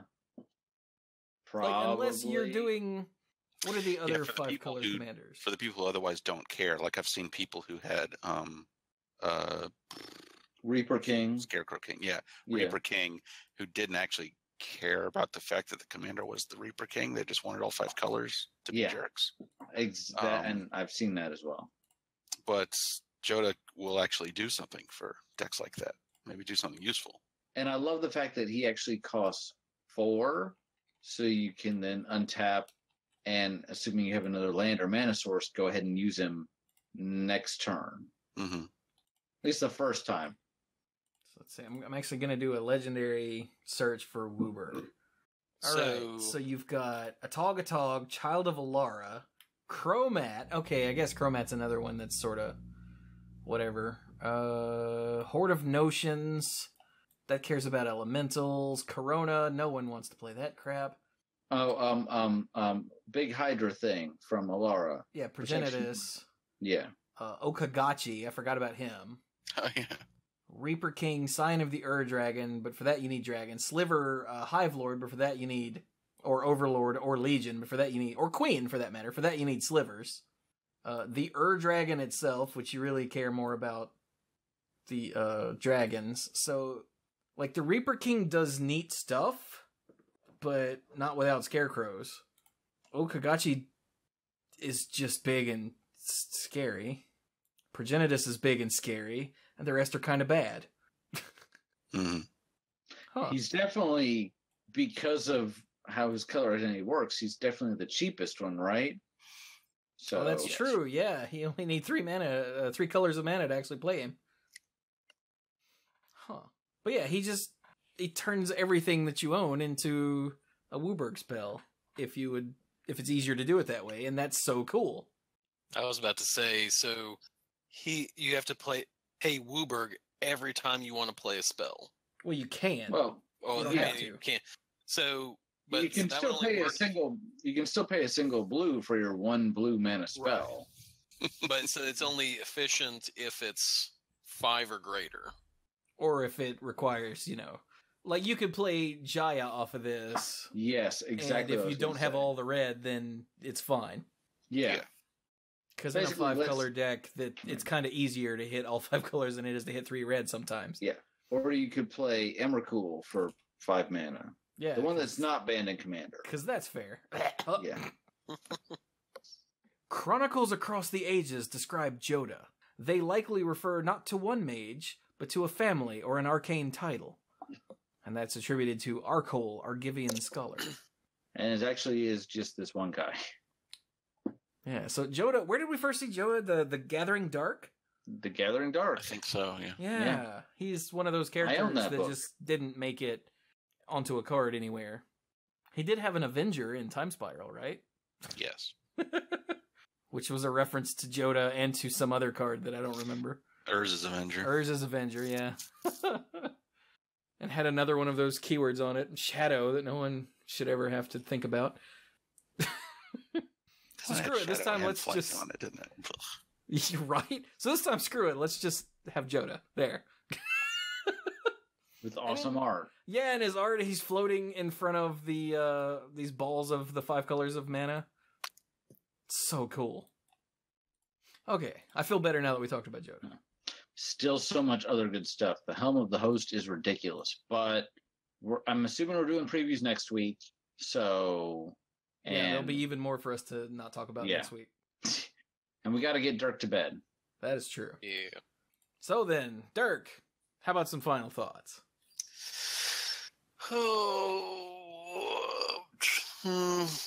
Tonight has been fun. I'm like, what do I want to talk about? I was a little late getting on the podcast tonight, mostly because, number one, I get caught up, and so I kind of forgot a little bit. But number two is my daughter sometimes doesn't want to go to bed, and so I go and hang out with her until I'm like, okay, you need to go to bed, okay. Say good night and do all that. And by the time I got done with it, I came back downstairs. It was 8:00, and Chewy had been messaging me on my phone and through WoW, which was still up when I got downstairs. It was at the login screen, and so when I looked at it, it said, "You've got a bunch of messages." What does the message say? Oh yeah. Yeah, I said as a joke, because Dirk just didn't show up and he hadn't left us a message or called me or something. I'm like, that's weird. So I was like, somebody check BattleNet to see if he's playing WoW. And I pulled up BattleNet. I'm like, oh my God, he is playing WoW. I'm going to kill him. But yeah, it was all trying to get my daughter to go to sleep. And then while we were doing the odds and ends and everything before, my wife called in and said, I need your help. I need you to pause. And so I was like, what's up? Because I knew it had to be her. And it had to be her. I don't think you need to go into detail about what actually happened. Oh, but yeah, she had an accident in her room, so I had to go and help my wife with that. But needless to say that, the boys, you may have to yell at them and say, go to bed. Guys, go to bed. Go get in your bed. Go to sleep. Her, it's because it's warmer. Usually she wears a onesie, and we can pin the onesie so that she can't unzip it and take her diaper off. When it gets warmer, it's much more difficult to do that. And so she has this bad habit of taking her diaper off and then leaving us presents. So the joys of parenthood for all of our listeners. If you're looking for a fun time having kids, anyway. Yeah. If you're not willing to put up with some of the joy, then you might want to hold off on that. Yeah, I mean, I was listening to the radio a while ago. This was several months ago, and they were saying, "You'll never believe how dirty shopping carts, how dirty those handles are." And I'm like, okay. And they're like, this is why, all these grocery stores are now offering wipes and all that. And they said one study even found little bits of fecal matter. And I guess because I'm a dad, I'm just like, I mean, in theory, yeah, that's gross. But I'm like, that's the worst you got. It's like, I handle money. You don't have any idea what's on money. But yeah, that was my joy. And this week is, I'm on spring break. And by the way my week looks, you would never imagine that I had the week off. Because all the doctor's appointments have been this week. And I have been running my children from one thing to another. The dentist, the doctor. It's been one thing right after the other. I'm just like, I thought I was supposed to have the week off. No, that's what spring break's for. Yeah. So, but with that is my final thought. And so I will leave that with you, gentlemen. Well, good night, sir. And I'm heading to bed. So good night, everybody. Good night. A thing that I will never understand about parents is because really gross stuff is normalized for them, they think the rest of us want to hear about it. Yeah, absolutely. Anyway, how about you, Ryan? I swear I'm going to start making a list because all week long I'm like, this thing happened and I'm going to talk about it in final thoughts. And then it gets to be, end of the show. And I'm like, I don't care. I don't remember. I got a new phone and apparently my voicemail did not carry over. So I need to reset voicemail because now apparently if you try and call me, it will just ring for forever, which is not great. So I'm working on that. But this week was also spring break, but because I actually still had work. It was Sam's spring break, but I still had some work. So she went to the Y for a couple of days and we got some stuff done. And in a couple of weeks, I'm going to have family in town, which is going to be great. So Dominaria looks amazing. And sometimes I think that way. And then when we get into the cards, yeah, they're still good. But when we're kind of going over and dissecting them, I'm kind of like, all right, they're okay. But, in the end, a card is a card. Or maybe it's not as good as I remember, or maybe it's better.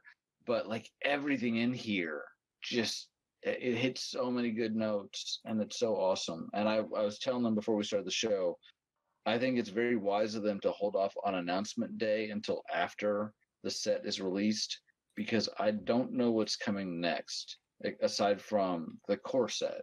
But I feel kind of bad for the core set, just knowing that it can't live up to what Dominaria is putting out right now. And they made the point of that's probably why they're doing a core set next, is to everybody has lower expectations. But this just looks so good. So And Fred, I don't really have anything more enlightening or specific than that. So I will also bid you gentlemen adieu. Don't stay up too late. Eat your vegetables, and I'll talk to you next time. Yes, sir. All right. Night, B. Good night. So how about you, Mike? Yeah, similar to Brian, I'm hyped about Dominaria. Let's see. There's something I meant to talk to you about earlier about trying, if you wanted to try to do some Magic content streaming, like with actual cards.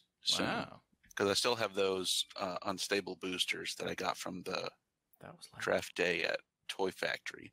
And I did end up going into Lucky's a week or two ago and grabbing a box of Masters 25 to do stuff with. So I have those too. Nice. Yeah.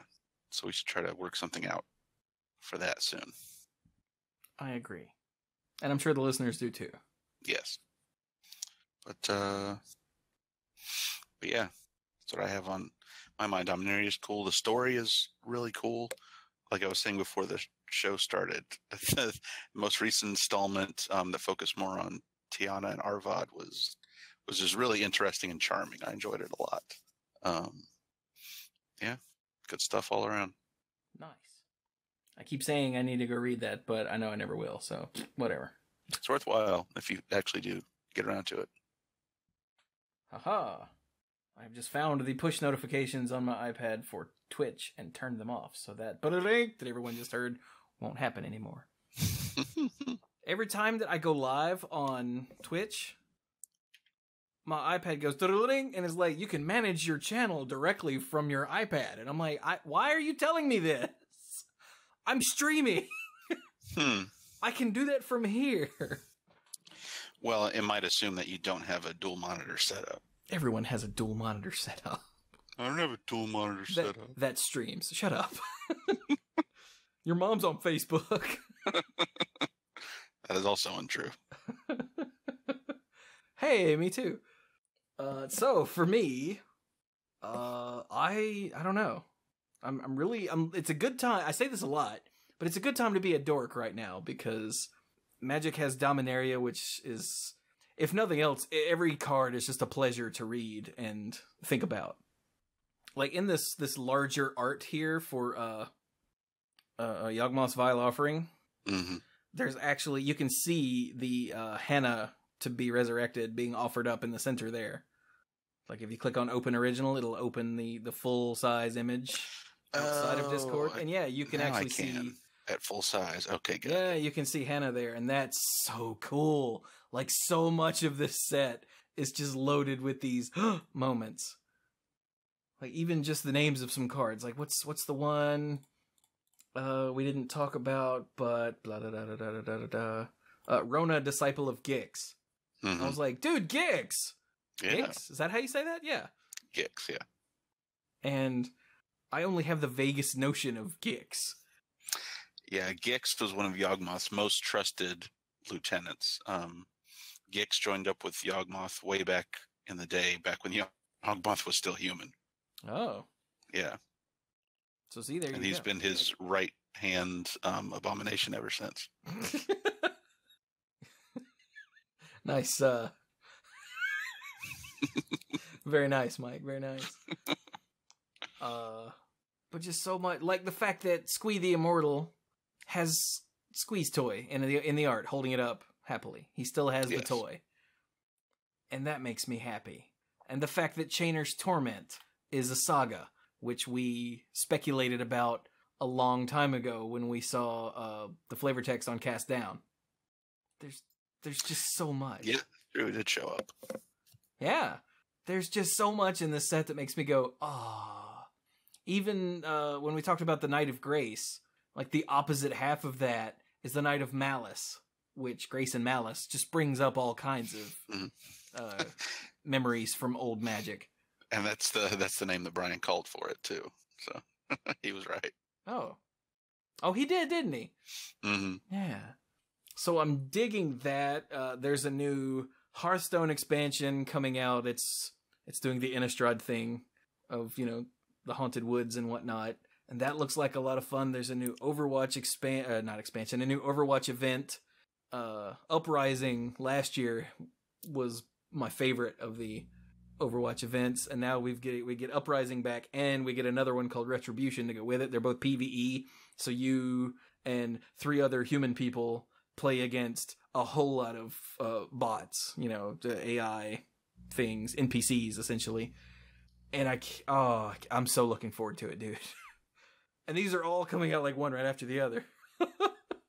Like Witchwood comes out on the Overwatch thing starts the 10th. Witchwood comes out on the 12th. And then when does Dominaria come out? Why can I never remember this? The 27th.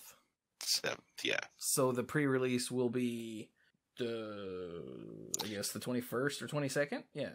Yeah, the 21st and 22nd. And like Brian, I realized that I have something going on the 21st, so I'm also only good for Sunday, a Sunday event. Duly noted. I guess that's what I'll plan on then. We'll just have to make sure Lucky's running a normal event that day, which I think he is. It seems like he does the Two-Headed Giant thing like the Saturday evening instead of Sunday. I think that's what I remember. So, nice. But anyway, like I said, there's just so much stuff that just makes me happy that's coming up soon. And we got preview cards on both of my shows, which has been amazing. Yeah, life is good. And then over on Twitch, I've been playing... I played through the next chapter of The Walking Dead, finally. And that game is still depressing as hell. It's good to know that that hasn't changed in... When did it come out? 2012. So in 6 years, it's still depressing. But, yeah, the entirety of Chapter 2 I streamed, and it's, by the time you're hearing this, it's up on YouTube and public. So Part 4 is the last one? Yeah, cut it into 4 parts. That one yet. Just everything is awful, dude. Just everything. Like, did you watch Part 3? Yes, the big twist at the end? It gets worse. Like, everything always gets worse with The Walking Dead. And the fact that it's so well written, and like you just want to know what could possibly keep getting worse, and then it does. It keeps getting worse, dude. Oh, it's so great. But I've been streaming Hearthstone 2. I got another Golden Hero, so that brings me up to 4. So that's pretty sick. And the YouTube videos for those will go. Well, one of them's up, but it hasn't been put on Patreon or anything just yet, because that was the last thing I did before we started the show. And I recorded the other one. Well, I streamed the other one. I guess that was yesterday. Mm-hmm. Apologies for anyone who came to that stream. I hadn't slept the previous night. Hardly enough. Like, I'm pretty sure I saw daylight start to happen before I finally passed out from exhaustion. It was one of those nights. So I think that stream was a lot saltier than usual, so my apologies. But I think it'll be all right. I just really hate Kingsbane Rogue and Warlock a lot in Hearthstone right now. Like a lot. Anyway, that's not why you're here. So, you can track us down anywhere on the internet as The Mana Pool. So Twitter at The Mana Pool, Facebook.com/The Mana Pool, Instagram is The Mana Pool. TheManaPool.com is where you find the podcasts. YouTube.com/The Mana Pool is where you find all these videos.